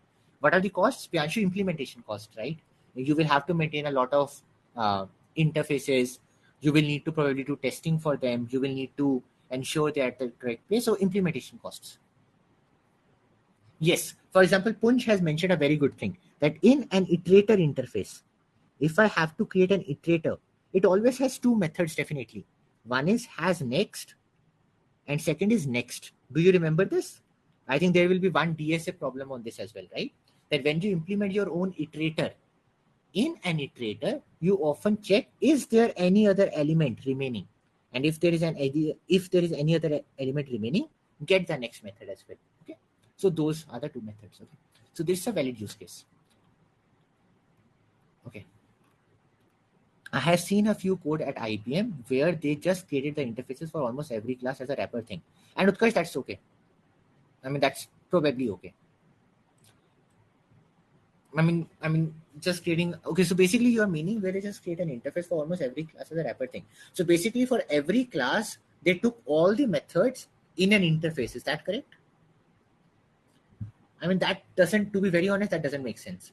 So basically, Prince, I think what he's saying is, let us say there is a class called bird, and this bird had three methods: fly, eat, and make sound. Okay. Rather than putting these here, they are still here, but now you created an interface called bird behavior. Let us say. And in this bird behavior, you had only three methods: fly, eat, and make sound. Like this. Is that correct? Utkarsh, is that what was happening? Yes. So normally there are two reasons for that. I think the reason that Rohit is saying is the best one. That for example, let us say tomorrow. This normally happens for a service. Whenever I have a user service, okay, or this we will see in your case studies as well. Let us say when I want to create a database, so I will probably create something called a user repository. Okay. And let us say today I am implementing it in MySQL. So what will have? I will have MySQL user repository. Tomorrow I might also want to implement it in MongoDB. So I will have MongoDB user repository. And this can have multiple methods. Those methods can be, for example, in the interface. Now you can see what are the different methods that need to be there in any user repository. So for example, any user repository must have a method called save. It might have a method called fetch user. So now, in future, if you plan to change the implementation, in future, let us say you want to move to PostgreSQL. Now, do you know the methods that you need to implement? Now, is it easy for you to know the methods that you need to implement? Yes. In fact, the thing that you are seeing is nothing but dependency inversion principle. So wait for that. So wait for the dependency inversion principle. Then you will get an idea on this. Okay. Utkarsh, wait for that. Wait for that. Okay. Okay. Cool. So first of all, is everyone clear with interface segregation principle? Interfaces should be as light as possible, having as few methods as possible. Okay. Okay. Could you please repeat again the extension problem in an interface? Uh, okay. So Wasim, the problem is that let us say today the interface flying, making sound had two methods: fly and make sound. But tomorrow, so now today all the birds were implementing flying, making sound interface. Now tomorrow you find a bird that can fly, that can make sound, sorry, that can fly but that cannot make sound. So now what will you need to do? Now you will need to create a separate interface for them. Is that correct? Now you will need to create a separate interface for them. Is that making sense? Yes. But for all of the other classes as well, for all of the other classes as well, now don't you need to change their code to, rather than implementing flying making sound interface, implement two separate interfaces, flying and making sound? Is that making sense? Is that making sense? For all the classes that are currently there, that are implementing the flying making sound interface in their code base, where I'm writing implements flying making sound, I will now have to change this to two implements. It implements flying and implements making sound. Is that making sense? So it will require some changes in the code, right? That's the problem. Yes, Anil. So ideally, if you have n distinct behaviors, you should prefer to have n separate interfaces rather than combining them. Okay. By the way, one quick thing is marker interface followed this principle. They don't have any. Not really, Jayesh. I mean, they have. I mean, they are very light. In fact, they are the lightest. They are the lightest interfaces, Jayesh. I mean, they don't have any method at all. So the lightest interfaces. So not really. Okay. No, no, no. Okay. So see, I'm saying they should have as less methods as possible, ideally one. I mean, obviously, because in most of the general scenarios, less than one is not possible, right? In a production, having hundreds of behaviors is very common. So 100 interfaces out of my understanding, yes, Utkarsh, absolutely correct. So ideally, we will see, in fact, we will see in our case studies as well. So was very recently implementing, let me show you the code. So in one of the classes, uh, so there's another batch that I'm teaching right now. Can you see the uh, just give me a moment. Can you see my browser? Okay, so if you see this browser, let me go to repositories. So here I have implemented multiple repositories, and if you will see, every repository is an interface. Cast repository, there is a booking repository, there is a auditorium repository, so all these things. So ideally it is better to have interfaces because they will be easier for, they will be helping you in multiple other things as well. Okay, so we will see those helps very soon, don't worry about that. Okay, okay. But there can be some scenarios, yeah. So Manoj is saying he has written 50 interfaces for a product, so you have a practical example. Anil, there is a reason for that because I haven't implemented them till now. I haven't implemented the code currently. This class is going to happen in the batch tomorrow. So I still have to work on this. Okay, so it's not completely implemented yet. Okay. Anyways, now what I'm saying is sometimes you might actually want to combine interfaces. Okay, so then what you can do is you can have 3 separate interfaces. Okay, eating,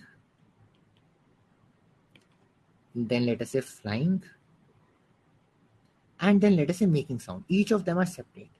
Okay, but now let us say there is a use case that many birds eat as well as fly together. Many birds eat as well as fly together. So what can I do is I can create a new interface called flying eating bird. Okay, and in that interface I will extend these two interfaces.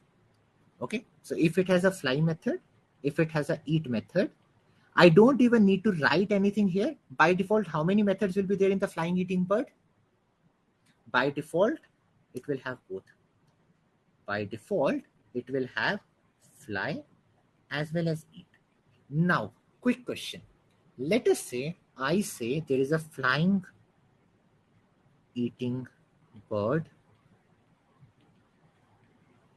bird B is equal to some new, let us say new pigeon. Okay. Now, can I say, okay, so let us say pigeon is a bird that is a flying eating bird. Okay. Now, can I say flying bird is equal to pigeon? Flying bird B is equal to new pigeon. Can I say this? Can I say this? Yes, I can. Why? Because pigeon is a flying eating bird and flying eating bird is a flying bird. So can I say flying eating bird, so pigeon is a flying bird? Can I say that? Okay, cool. Okay, Vignesh, in an interface, interface extends other interfaces. This is just Java language. So in Java language, you will say interface flying eating bird.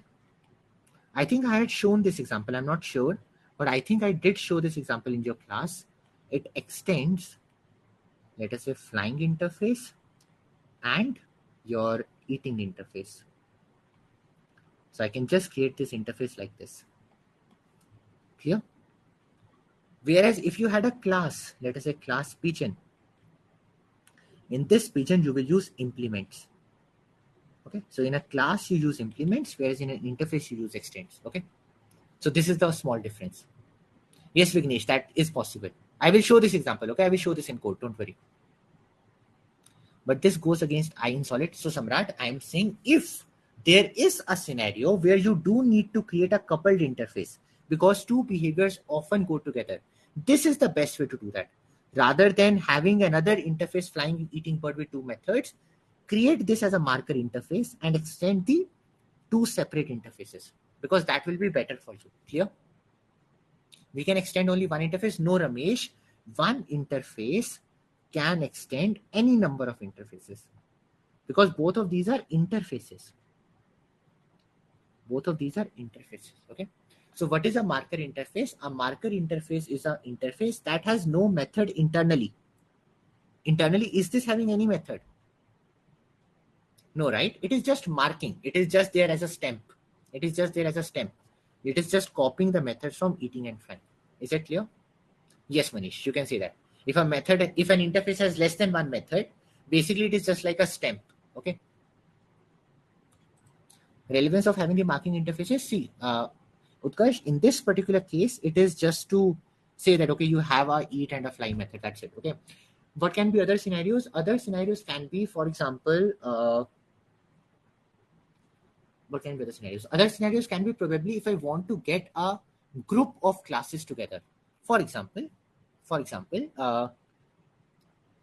why flying hitting bird? It will lead to interface explosion, right? Okay, Rakesh, I was saying that, see, first of all, ideally you should not have interfaces with more than one method. But if there is a scenario where you want to create an interface that has more than one method, that has more than one unrelated method, rather than creating that as a separate interface, make it an interface that extends the interfaces of those two methods separately. Is that making sense? Is that making sense? Okay, cool. Uh,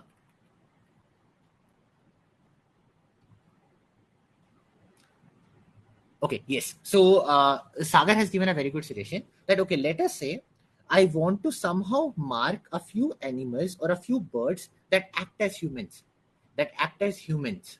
Okay, now to act as a human, there is no method in it. It's just like a stamp that okay, you are a human-like person. So what I can do, I can create a human interface, no method. Pigeon can put that, penguin can put that, and sparrow can put that. This means pigeon, penguin, and sparrow are like a human. That's it. You don't need to implement a method. It is like a stamp that I have stamped upon you that you are a human. Is that making sense? That I have put a stamp over you because you are implementing that interface. Even though it has no method at all, it is like a stamp over you. That pigeon is saying, if pigeon says that it implements human, this means pigeon has a stamp of human. Something like this, okay? Yep. Correct, Jitendra. Yes, Utkarsh. Correct. So those are the two situations. Now, should we go to the last one? Should we go to the last one?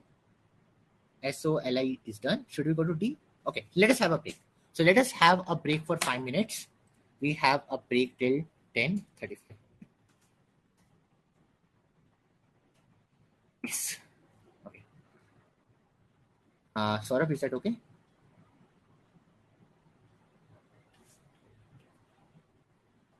Okay. Cool. So let me have a sip of water and then we will go ahead. Okay.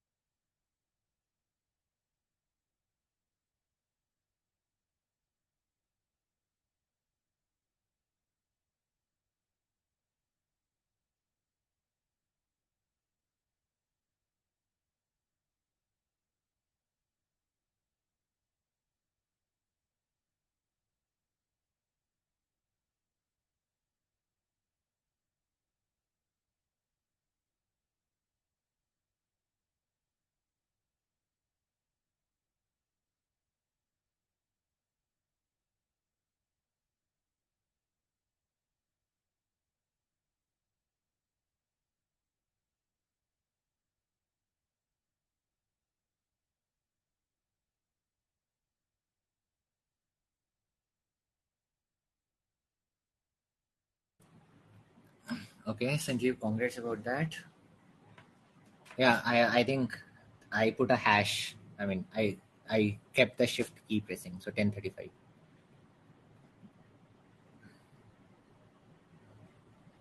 I mean, Jayesh, I do agree with that, but I mean, it.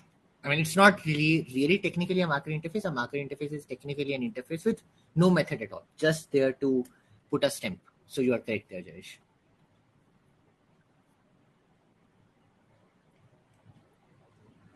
Also, try principle. Don't repeat yourself, so you can create marker instead of repeating code. Yes, this also makes sense. Then. Okay, is everyone back? Hmm. Okay, nice. Yes, sir, Arvind. Correct. Okay, now I hope you can see my iPad as well, right? Perfect. Now we are at the end of the design principles, and let us just change the bird class a bit. Now, the problem is in the bird example, there is another problem. The problem is there are some birds that fly in a similar way. There are some birds that fly in a similar way. Okay. Now, because of this requirement, what will happen? I mean, the code in which they fly is exactly same. So what will happen? Because of this requirement that there are now some birds that can fly, but they fly in the exact similar way. What will happen? Yes, this means, do you see that there will be code duplication in those two classes? Code duplication amongst those classes. Do you see that this will happen? Yes. Now, how can I solve for it? I mean, Utkarsh, if there are two birds that fly in the same way, okay? So there are some birds that fly in the same way. Okay, so let us say there is a bird class, okay? And I have some birds, let us say pigeon, and there is a crow, and there is a, let us say, sparrow. Each of them do fly.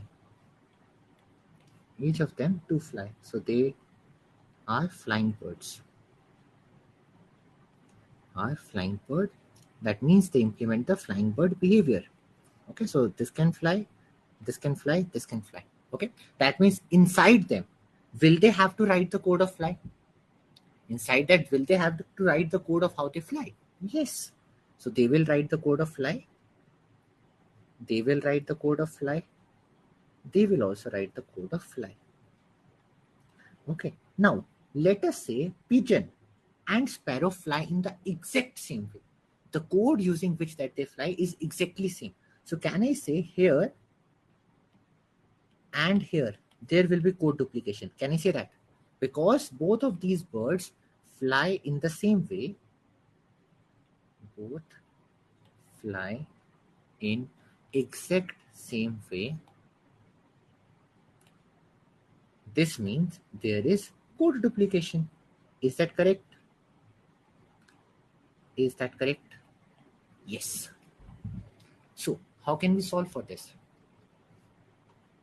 Default method in interface. Okay, Pujita is saying that okay, in the interface, put a default method. So this default implementation will be the implementation that, which will be this implementation? Have a default fly method, and the implementation will be same as what? It will be same as the common, right? So it will have the same as the common implementation. So this implementation, put it here. How many of you got this solution? That okay, have a fly method, have a default implementation in the interface, and that will be carried forward here. But let us say now the problem is different. That okay, now there is a fourth class as well, and this class is, let us say, eagle. And now the problem is eagle also obviously flies, but now crow and eagle fly in the same way. So now we have pigeon and sparrow that fly in the same way, and crow and eagle that fly in the same way. Then will default implementation work? With in some languages it can. In some languages it can, but you don't need that, okay? You don't need that often. Okay. That means now the default implementation is not going to work. That means default implementation is not a solution. Did everyone get this? That yes, for this problem statement, a default implementation is not a solution. Is everyone getting that? Why it can't work? Rohit, then, okay, see. Now let us imagine there are two more classes, and those two classes also have the shared implementation. Which one will you put in default? Which one will you put in default? Is that making sense, Rohit? That still there is repeated code, right? Now the code is repeated between these and these. Similarly, the code is repeated between these and these. So making sense? Okay, now how can we avoid repeated code? So this thing that we are going to learn, having implementation.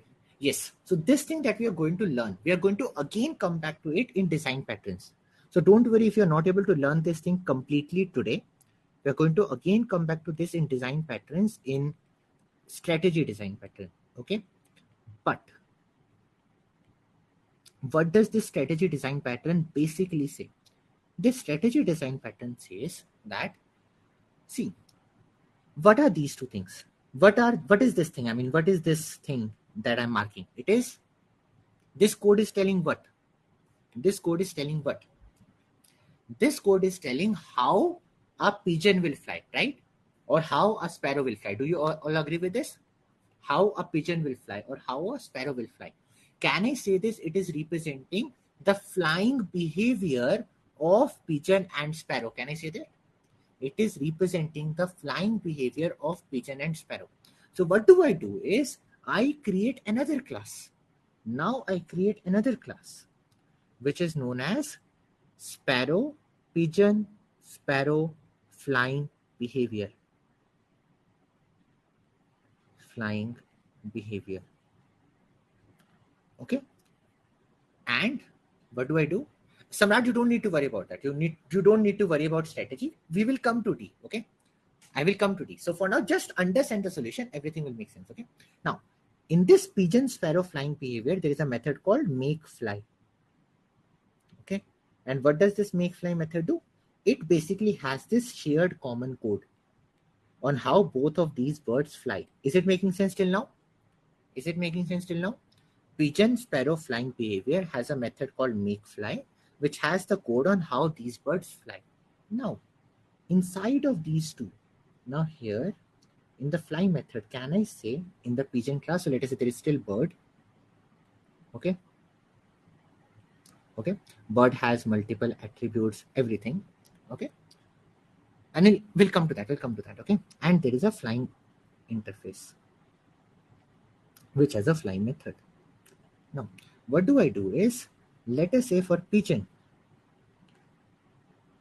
this is also extending the bird. Similarly, for sparrow, this is also extending the bird. What do I do in their fly method? In their fly method, I do nothing but I create an object of this instance. I say pigeon, sparrow, flying behavior is equal to new pigeon, sparrow, flying behavior. And what do? I say this PSFP dot make fly. That's it. Now, have I reduced the code duplication? Same here as well. Here as well in the fly method, what will I do? I will just create an object of this pigeon sparrow flying behavior is equal to new pigeon sparrow flying behavior and PSFP dot fly or dot make fly. Have I reduced the duplicated code now? Okay, let me repeat, Utkarsh. So, Utkarsh, did you get till here that, okay, initially in my pigeon and in my sparrow, there was a duplicated code. Did you get this part? In my pigeon and in my sparrow, there was a duplicated code. So what did I do? I copied this duplicated code. I copied this duplicated code from here and here.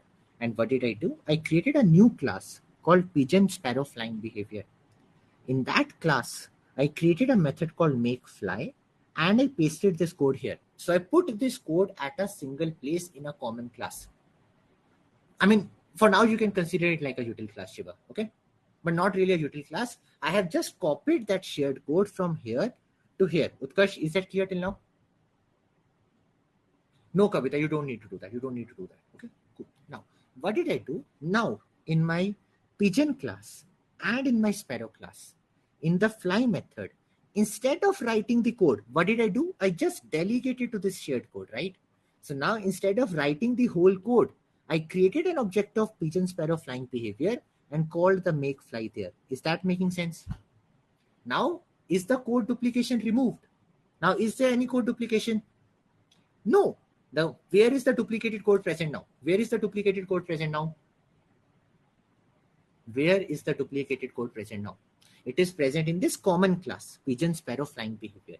And both of these two classes are using it. Is that making sense? Samrat, we will get there. We will get there. We haven't solved it yet. Okay, please. Okay. Okay. In which class we add that common method? Rupesh, we have created a new common class called pigeon, sparrow, flying behavior. Okay. We have created a new sparrow class called pigeon, sparrow, flying behavior. In that we have put that.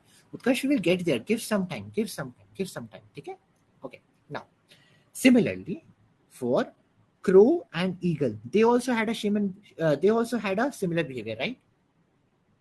Code, crow and eagle, they also had a common behavior. So what did I do? What will I do for them? What will I do for them? Yes, again a separate class. So what was the name of that separate class? Crow, sparrow, flying behavior. Okay. And here also, let us say I created another method called make fly, or let us say go fly. Let us say here the name of the method is go fly. Okay, because I can name the method anything. Again, it is stuck.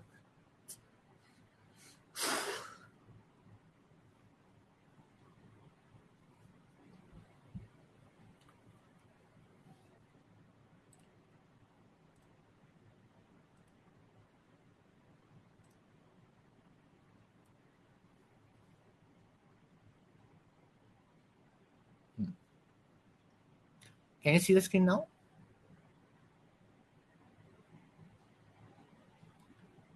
I think now the screen is visible, right? And the video is also moving. The video is also moving, right? Okay. Okay. Rohit will get there. Just give me 10 minutes, Rohit, please. Everything will happen. Okay. I know all these edge cases. I know all these scenarios. There is a way to approach this design. Okay. Just give me some time. Okay. Now, what did I do? For crow and sparrow also, because the behavior was common, I again created a new class called crow, sparrow, flying behavior. And in that, I implemented a go fly method. Okay? I implemented a go fly method. Till now, is it clear? What code will go inside this? What code will go inside this? What code will go inside this? The common code. The common code of crow and eagle. Crow and eagle. I think it is crow and eagle. It is crow and eagle. Okay. So the common code of crow and eagle goes here. So this is common to crow and eagle. Okay. Okay. Now the problem is that, okay, so let us say in the crow class. So now here we will have the crow class. Okay. In the crow class, because crow class is a bird, so crow will extend the bird, and crow class can also fly, so crow will also implement the flying behavior. Okay. Now, in the fly method, what will I do of the crow? In the fly method of the crow, what will I do? Will I write the real code to make it fly or something else? Will I write the real code to make it fly or something else? I will reuse this code. I will call this common code here. So I will create an object of crow, eagle, flying behavior. Crow, eagle, flying behavior is equal to new crow, eagle, flying behavior. And what will I say? I will say crow, eagle, flying behavior dot go fly. Is that making sense? Is that making sense? Is the solution making sense? Okay, cool. First question. Is the duplicated code removed here? Is the duplicated code removed here? Yes. So code duplication problem is solved. code duplication problem is solved. Okay. Before I go ahead, quickly repeating what I just told. When you have duplicated code in two classes, what do? You create a common class that has that duplicated code present here. And now the other two classes that were having the duplicated code, instead of having that duplicated code, what do? If two classes had a duplicated code, what do? We remove that duplicated code into a separate class, and those two classes that were having the duplicate code now, yes, they call the method in the new class. Do you all agree with this? Do you all agree with this? Okay, perfect. Now, what is the next thing? Now, the next thing is that, okay, there is a problem here. First of all, that let us say tomorrow, Pigeon decides that I don't want to fly. We can extend that common classes also, right? Rupesh, will get there. We will get there. Okay, we'll get there. Okay. Now, let us say Pigeon decides that I don't want to fly via pigeon sparrow flying behavior, but I want to fly via crow eagle flying behavior. So, what will I do? In that particular case, if Pigeon decides that I don't want to fly via pigeon sparrow flying behavior, but I want to fly via crow eagle flying behavior, what will it do? What will it do? I will have to change the object. Do you agree? So here I will probably have to say, instead of pigeon sparrow flying behavior, I will have to remove this code. And instead of this, I will say crow eagle flying behavior is equal to new crow eagle flying behavior. And then crow eagle flying behavior dot go fly. Is that correct? Again, it is no. It's working. It's working. It's working. Okay. Is that correct? Okay. But let us say I want to specify the behavior with which it should fly at runtime. Let us say I want to give this object at the runtime. So how can I give it? I mean, when I create the pigeon object, I want to tell how to fly at that particular time. So how can I pass it? If I want to tell something while creating a pigeon object, if I want to pass an attribute while creating a pigeon object, how can I do that? Via, how can you pass an object when creating an object? Constructor. So what will I do? So let us say I say pigeon flies using pigeon sparrow flying behavior. So what will I do? I will say that pigeon class now looks like this. This is my pigeon class. This pigeon class has an attribute of pigeon sparrow flying behavior, okay, is equal to something, okay. And then I say in the fly method of the pigeon, what does it do? It says pigeon sparrow flying behavior dot fly. Is everyone clear till here? Pigeon sparrow flying behavior dot fly, or dot, I think, make fly, right? So here it will be pigeon extends bird, pigeon extends bird and implements flying. Will this how code will look like for pigeon? Is this how the code will look like for pigeon? Yes or no? Pigeon extends bird, it's a bird. It implements flying because it can fly. And in the fly method, what it's doing? It's doing nothing but psvb.makefly. Yes or no? Is this how the class will look like? Anand, we are getting to the constructor. We are getting to the constructor very soon. Okay. Now the question is, if I say, can I say that between pigeon, is pigeon a class? Is pigeon a class? Yes. Is pigeon sparrow flying behavior a class? Yes. Now, is pigeon class dependent upon pigeon sparrow flying behavior?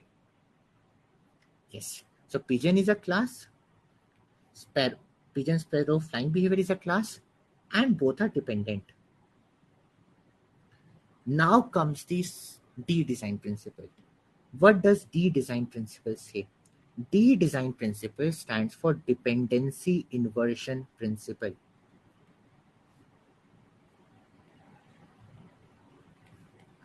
What does this principle say? This principle says no two concrete classes should directly depend upon each other. No two concrete classes should directly depend on each other. Okay, if they should not directly depend on each other, then how should they directly depend on each other? Then how should they use each other? It says no two concrete classes should directly depend on each other. They should depend on each via an interface in between. An interface in between. Okay, I will explain how. So what it says, no two concrete classes should directly depend upon each other. Can you see the two concrete classes are depending upon each other here? Can you see that? Yes, they are, right? Pigeon class and pigeon sparrow flying behavior, they are directly depending on each other. So is it a violation of dependency inversion principle? Yes or no? Via the first line, no two concrete classes should directly depend. It is a violation. So that means dependency inversion is getting violated. Utkarsh, we will get there. Okay, we will get there. Just give me some time, please. Okay. So now, what do I do is, okay, now what is the problem with this? The problem is, Sagar will get there. I will get there, Samrat. I will get there, please. So now what I'm saying is that let us say this is the code of the pigeon class today. Now tomorrow, instead of pigeon, instead of pigeon sparrow flying behavior, I want to use crow eagle flying behavior. So what will be all the changes that I will need? What will be all the changes that I need? Pigeon extends pigeon sparrow flying behavior. What's the problem? I mean, Utkarsh, pigeon is not extending pigeon sparrow flying behavior, right? Pigeon is extending bird. Where is pigeon extending pigeon sparrow flying behavior? It is extending the bird class and the flying interface. It is never extending pigeon sparrow flying behavior. It is never extending that. It is extending the bird class. You only extend something that is a physically related thing to you. Okay? Clear, Utkarsh? Okay, awesome, good. Now, my question is, let us say pigeon, now instead of using pigeon sparrow flying behavior, it wants to use crow eagle flying behavior. What will be all the changes? Yes, Pratibha, what will be all the changes that will be needed in pigeon class? What will be all the changes that will be needed in the pigeon class? Correct. The very first thing will be, we will need to remove this. And instead of this, what will we need to put? We will need to put, yes, crow eagle flying behavior is equal to new crow eagle flying behavior.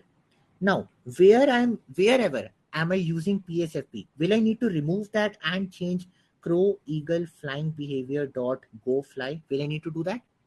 Yes. Now imagine a huge code base. Imagine a very big code base. In that code base, do you see that if I am dependent upon a concrete class and I have to change that dependency, everywhere in my code base, I might need to make a change. Is that making sense? If the pigeon class, if the pigeon class depends upon the pigeon sparrow flying behavior class, and now I have to change the dependency from pigeon sparrow flying behavior to crow eagle flying behavior. So now, because I have changed this dependency, wherever in my code base, wherever in this particular file, I am using pigeon sparrow flying behavior, will I need to call similar objects of crow eagle flying behavior? Yes or no? Yes. Now, I mean, there can be a lot many differences, right? I mean, there can be totally different things that these methods do, which can be a big change. Because if you are making changes here, what will you also need to change? If you are making changes here, will you also need to update the test cases? Will you also need to update the test cases? Yes, because now you are changing the code, you will also need to change the test cases. Now, let us see the dependency inversion principle. What does dependency inversion principle say? Dependency inversion principle says that, let us say, each of these flying behavior classes, if each of these follow the similar interface. So what do? It says, let us create another interface called flying behavior. So I have another interface called flying behavior. Now this flying behavior has a method called makeFly. It's an interface and it has only one method called makeFly. Now all the different types of flying behaviors should implement this interface. So now there are two types of flying behaviors that I have. One is pigeon sparrow flying behavior and other is crow eagle flying behavior. Now, so that means both of them will need to implement this method, makeFly and makeFly.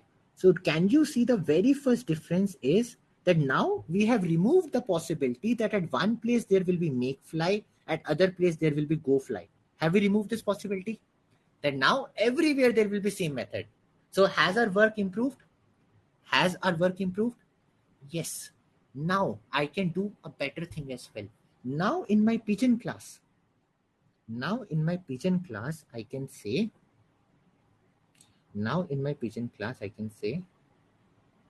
pigeon class pigeon extends bird. It is a bird and it implements flying. It is a flying thing, right? And internally, now instead of creating an object directly of pigeon sparrow flying behavior, I create an object of flying behavior interface. I say flying behavior FB is equal to new, let us say pigeon sparrow flying behavior. Okay. Now, what will I do in the fly method? In the fly method, I will call FP dot make fly. Okay. Now let us see this class. Okay. Can I say this pigeon? Saurabh, I will get there. Okay. Can I say this class pigeon? Now it is dependent upon what? This pigeon class is dependent upon what? Yes, Ankit. Everything else is same. It is dependent upon flying behavior. And what is flying behavior? Is it a concrete class or is it an interface? It is an interface. And flying behavior is implemented by pigeon sparrow flying behavior. So now, can you see? Here we had two concrete classes depending upon each other directly. Here we have two concrete classes depending upon each other via a interface in between. They are still depending on each other, but via an interface in between. Can you see this?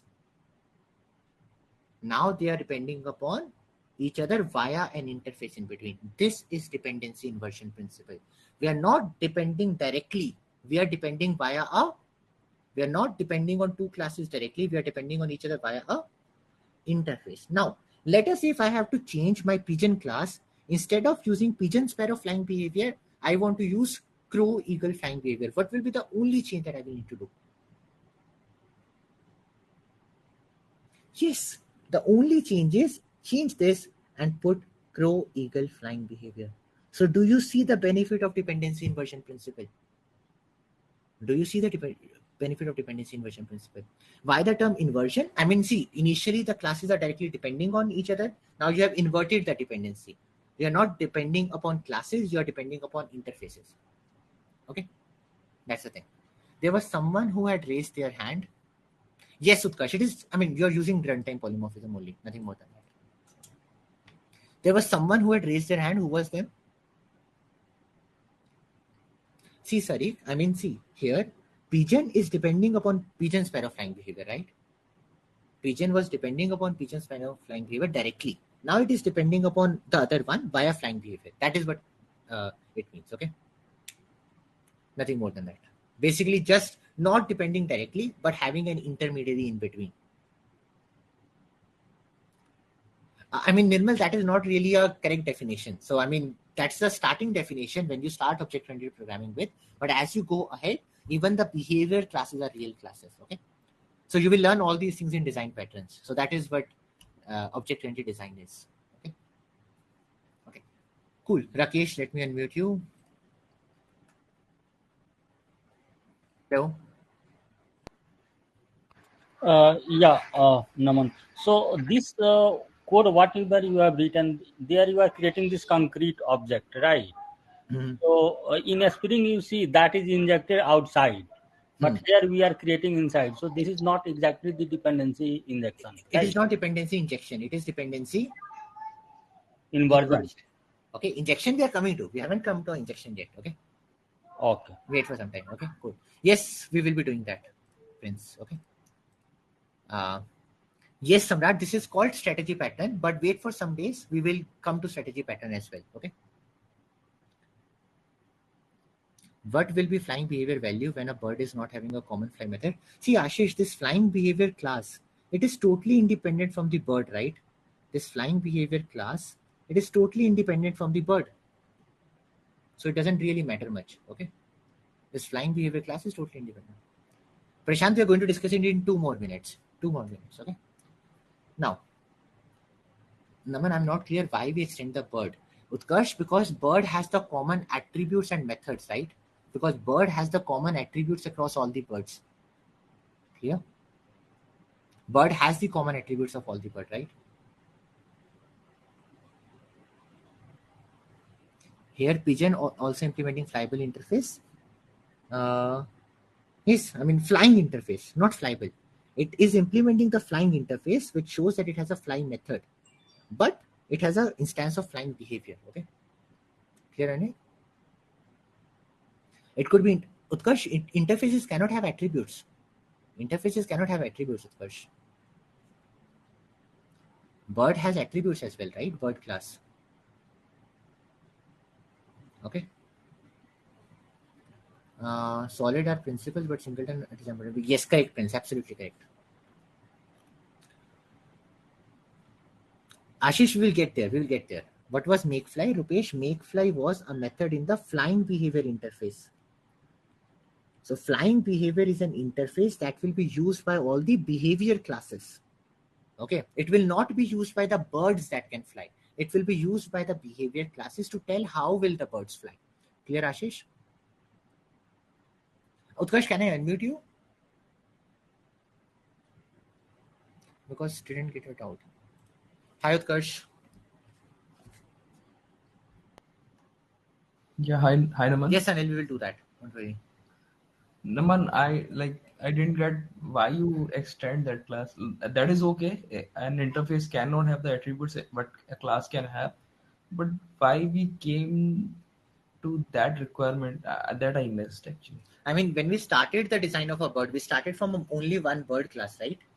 So we Which were had all the targeting to remove the common code, right? To remove the duplicacy of the code. we were trying to remove the code that is not common into separate classes, but the common code should remain at one place, right? So for that we just created separate classes and we just wrote the common code there, Yes. and we used a hazard relationship there. In this one.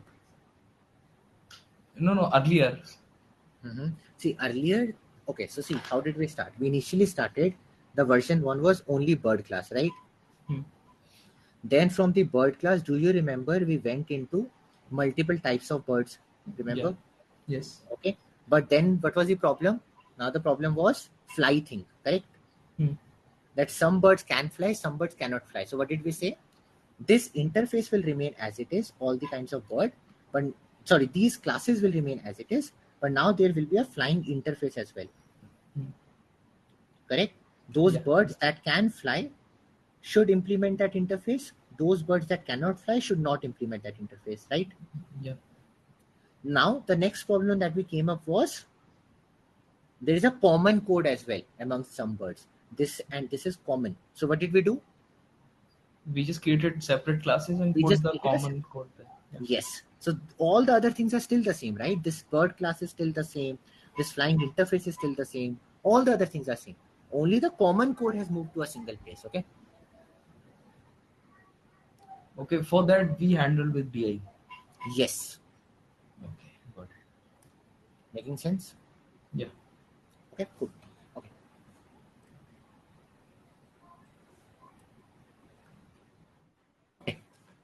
Uh wait a moment, Prince. Okay. So what we are saying is that okay.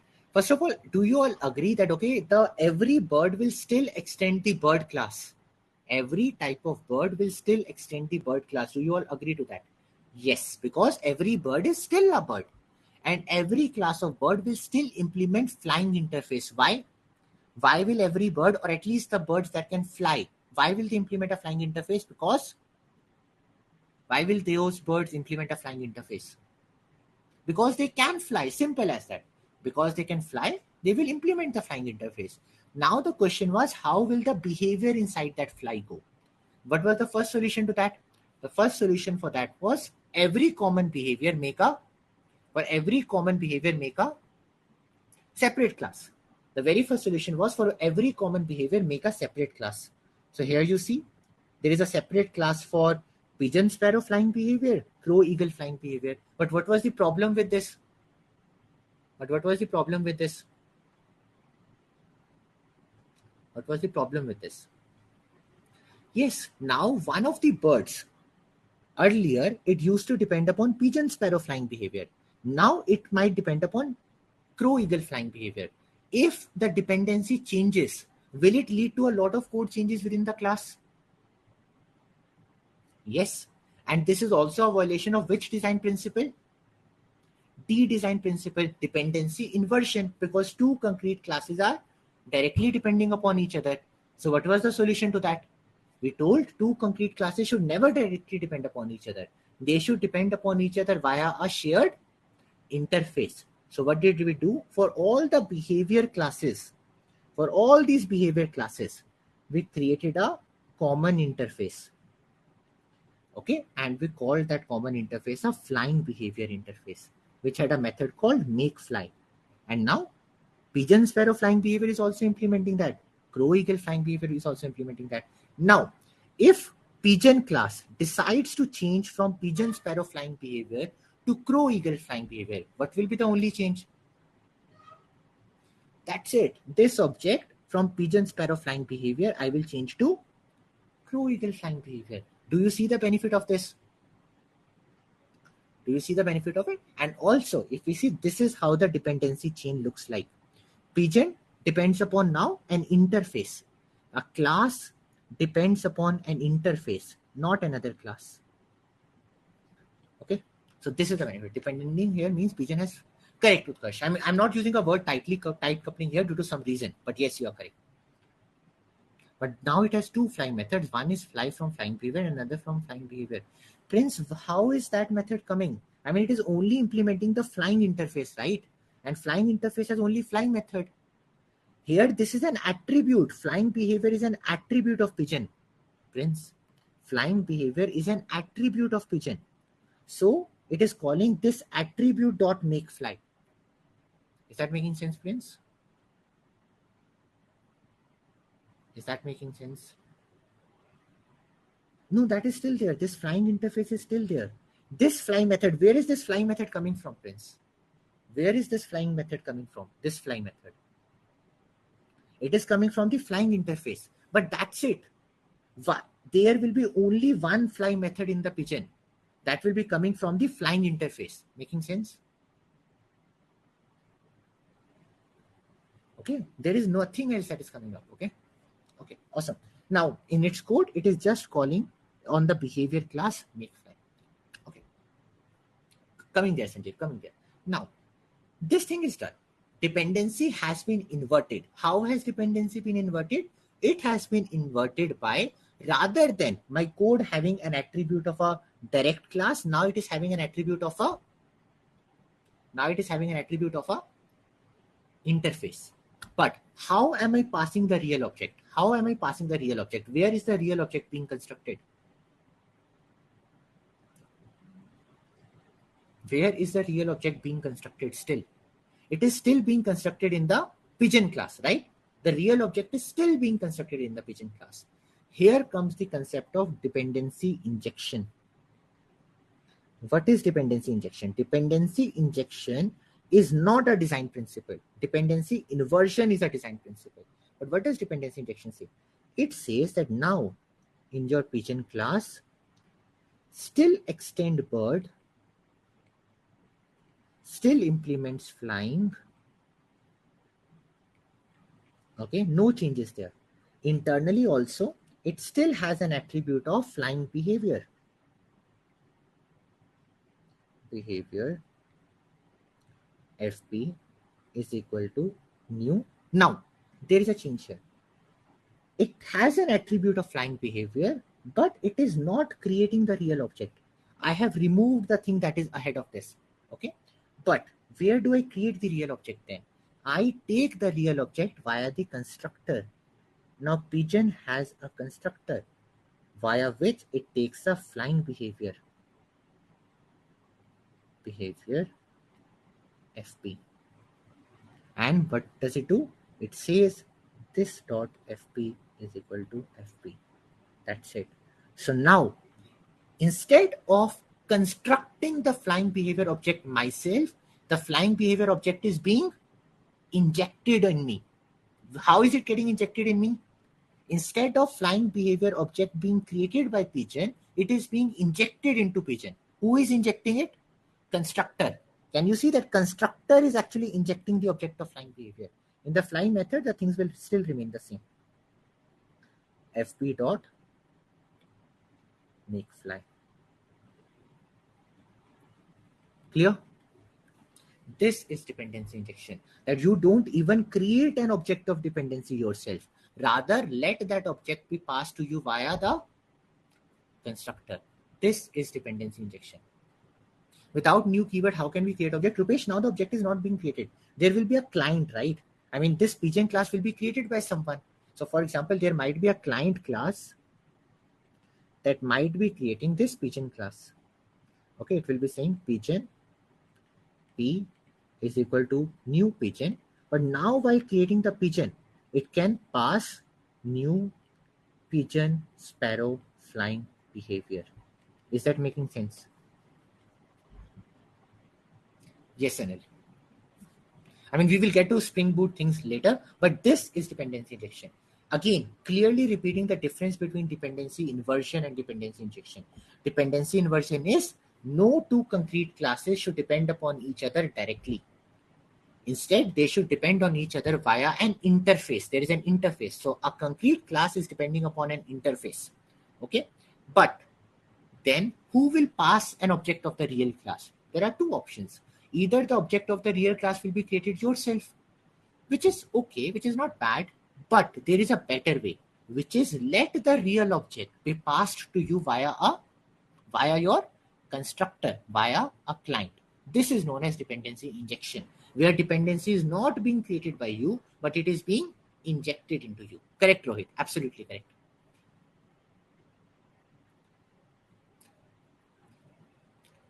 Correct, Ashish. Absolutely correct.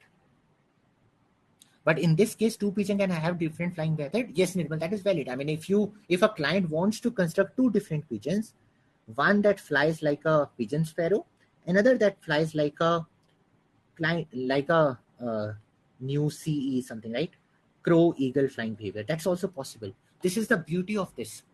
Now you have completely decoupled the class, right? Now the pigeon class is completely independent of how you want it to fly. If you want it to fly via PSFP, you can make it fly like that. If you want to make it like a fly like a CEFP, you can make it fly like that. This is the beauty of dependency inversion and dependency injection. Now your code is much more modular, right? Is that making sense? Correct, Prince. Absolutely correct. Okay. Now, what do I want to do is, we have discussed all the design principles. We have discussed all the design principles today. How many of you got, I mean, how many of you think you got at least 90% of learnings of all the design principles? At least 90%. I mean, Nikhil, eventually the client is responsible on how the code should behave, right? So if a client says that, okay, pigeon should fly in this way, pigeon class should not restrict that, okay? So that's okay. I mean, client is deciding that, right? Okay. Now, what I would want you to do is two things. Okay. Please, I mean, this is a very big topic, and I think you might have studied this topic for the very first time, many of you. So what I do is first revise all the design principles. Okay. The second thing is implement the final code of design a bird. This is the final code of design a bird. You have to implement that. So this is your assignment. The second part is your assignment. What goes in the assignment? You have to ensure that there must be requirements. There must be 5 birds. Okay. What will be those birds? These will be pigeon. These will be crow. These will be sparrow. These will be ostrich. And this will be penguin. Second requirement is penguin and ostrich don't fly. Don't fly. Everyone else flies. Everyone else flies. Okay. And third is crow and sparrow fly in same way. Okay. Then the fourth thing is every bird can eat and sing. Okay. So these are the requirements for basically eat and make sound. So these are the requirements that you have to create the final design for. Okay. So is it clear?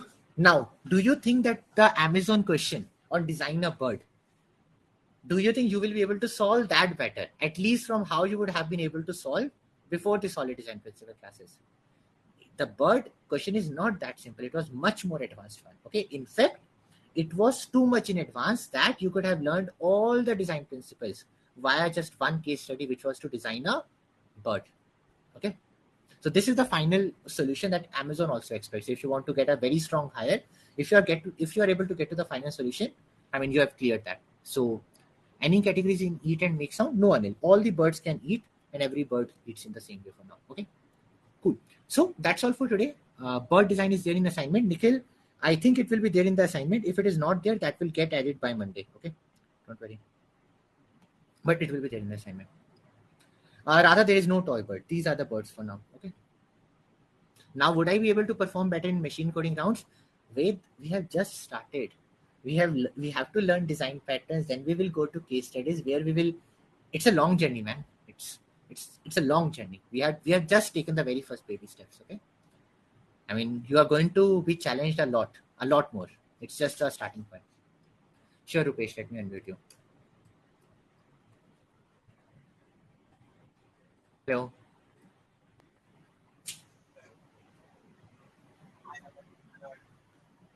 Hello. Yeah, Naman, am I audible now? Yes, you are.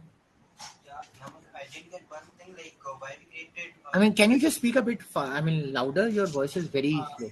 I think it's some problem with my mic. Now it is better now. Not really. Now is it fine? Bit better, very small, but okay. Please Yeah, say. Naman. So yeah, I'll talk still little bit louder. So. Like I did get one thing like why we created reference variable of interface, and then there we are like creating the object of that common class. Can you can you I mean, I'm scroll up? actually not able to hear. I mean, is anyone able to hear Rupesh properly? Rupesh, can we discuss? I mean, probably can you send the doubt in chat or probably send on Yeah, Slack? sure. I'll send in the chat. Yeah, I mean, that will be a bit better, okay? Yeah, sure. Will SRP and OCP violation be always together? Not really, Rakesh, but mostly they are together.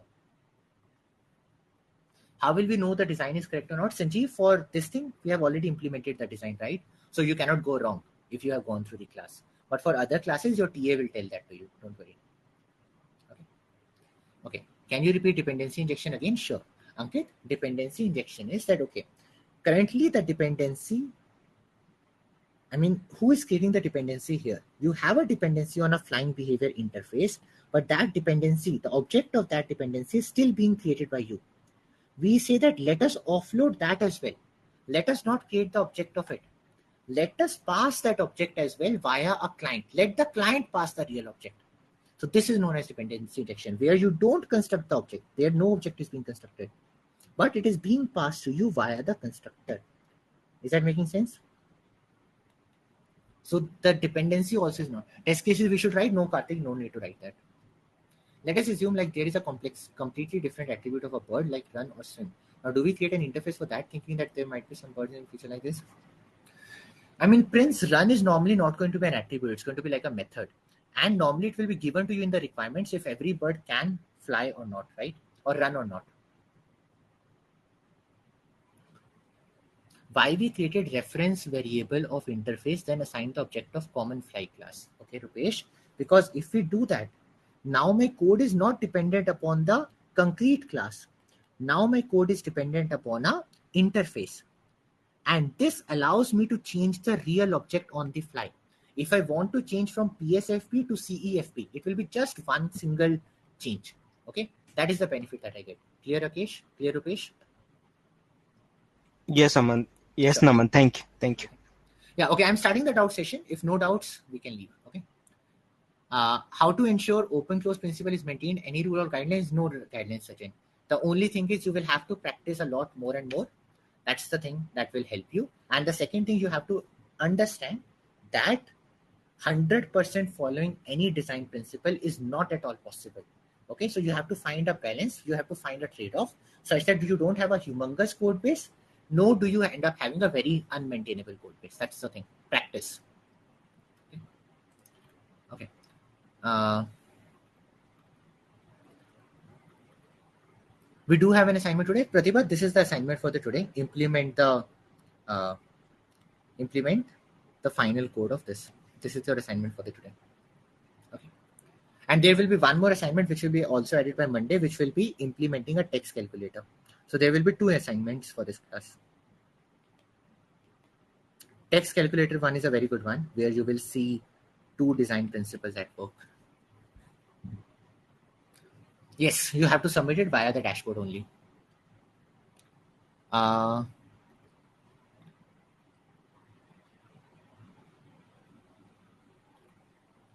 Can you briefly explain D in solid? So see, wait. D says that, okay, no two classes should directly depend upon each other. It should not happen that one class, for example, one class pigeon here has an attribute of another class, pigeon sparrow flying behavior. This way, pigeon and pigeon sparrow flying behavior are directly depending upon each other. This should not happen. This is a violation of dependency inversion on principle. They should depend on each other via an interface in between. So here, if you see, pigeon is depending to pigeon sparrow flying behavior, but via a variable of type interface. This is better. Clear? Wait. Okay. Okay. Now I think that's all for today. Okay. I don't think we have any more doubts. Is there anyone having any doubt? Okay. Ankit has a doubt. Ankit, I have unmuted you.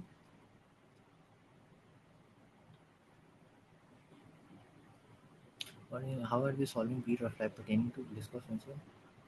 Hemant, now in the bird class, there is no fly method, right? In the final design, bird class has no fly method. Only the flying interface has a flying method. So you can never say bird B is equal to new pigeon B dot fly. That will not even work. Bird B is equal to new pigeon B dot fly. This will not even work. Okay. Okay, because bird doesn't even have the fly method. Okay. Ankit, I have unmuted you. Can you please speak? Sure, Sarik. I will take up your doubt as a last doubt.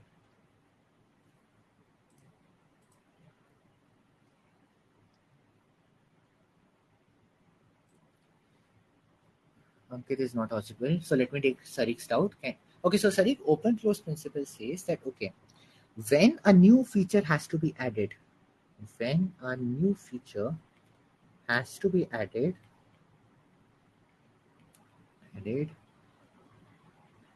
it should not require you change already existing code to do much changes in already existing code. Okay. Instead, it should mostly involve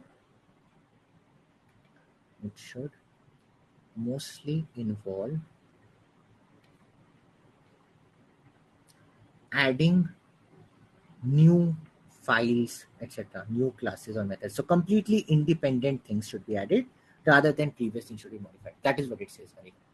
So you don't need to edit the code, because if you edit the code, you will also need to edit the corresponding test cases, which will make it much more difficult. Add completely independent code so that you are sure that the previous existing code keeps on working. Yes, Arik? Okay, awesome. Cool. Can you give any guidance on how to never no idea. For Android, I think there is a book called there is a book by Big Nerd Ranch, which I very much love for Android development. So I will suggest reading that. Yes, Sachin, we will learn the dependency inversion and dependency injection in Spring Boot actually in the machine coding classes. So don't worry about that, okay? In TypeScript, we have attributes in an interface. Is it an anti-pattern? So Navajit, I mean, TypeScript isn't really an object-oriented programming language. It's not really a language, even so as to say. I mean, it is basically a wrapper over the JavaScript, but not really an anti-pattern. But I mean, that's not the real definition of an interface. Okay, is what I will say.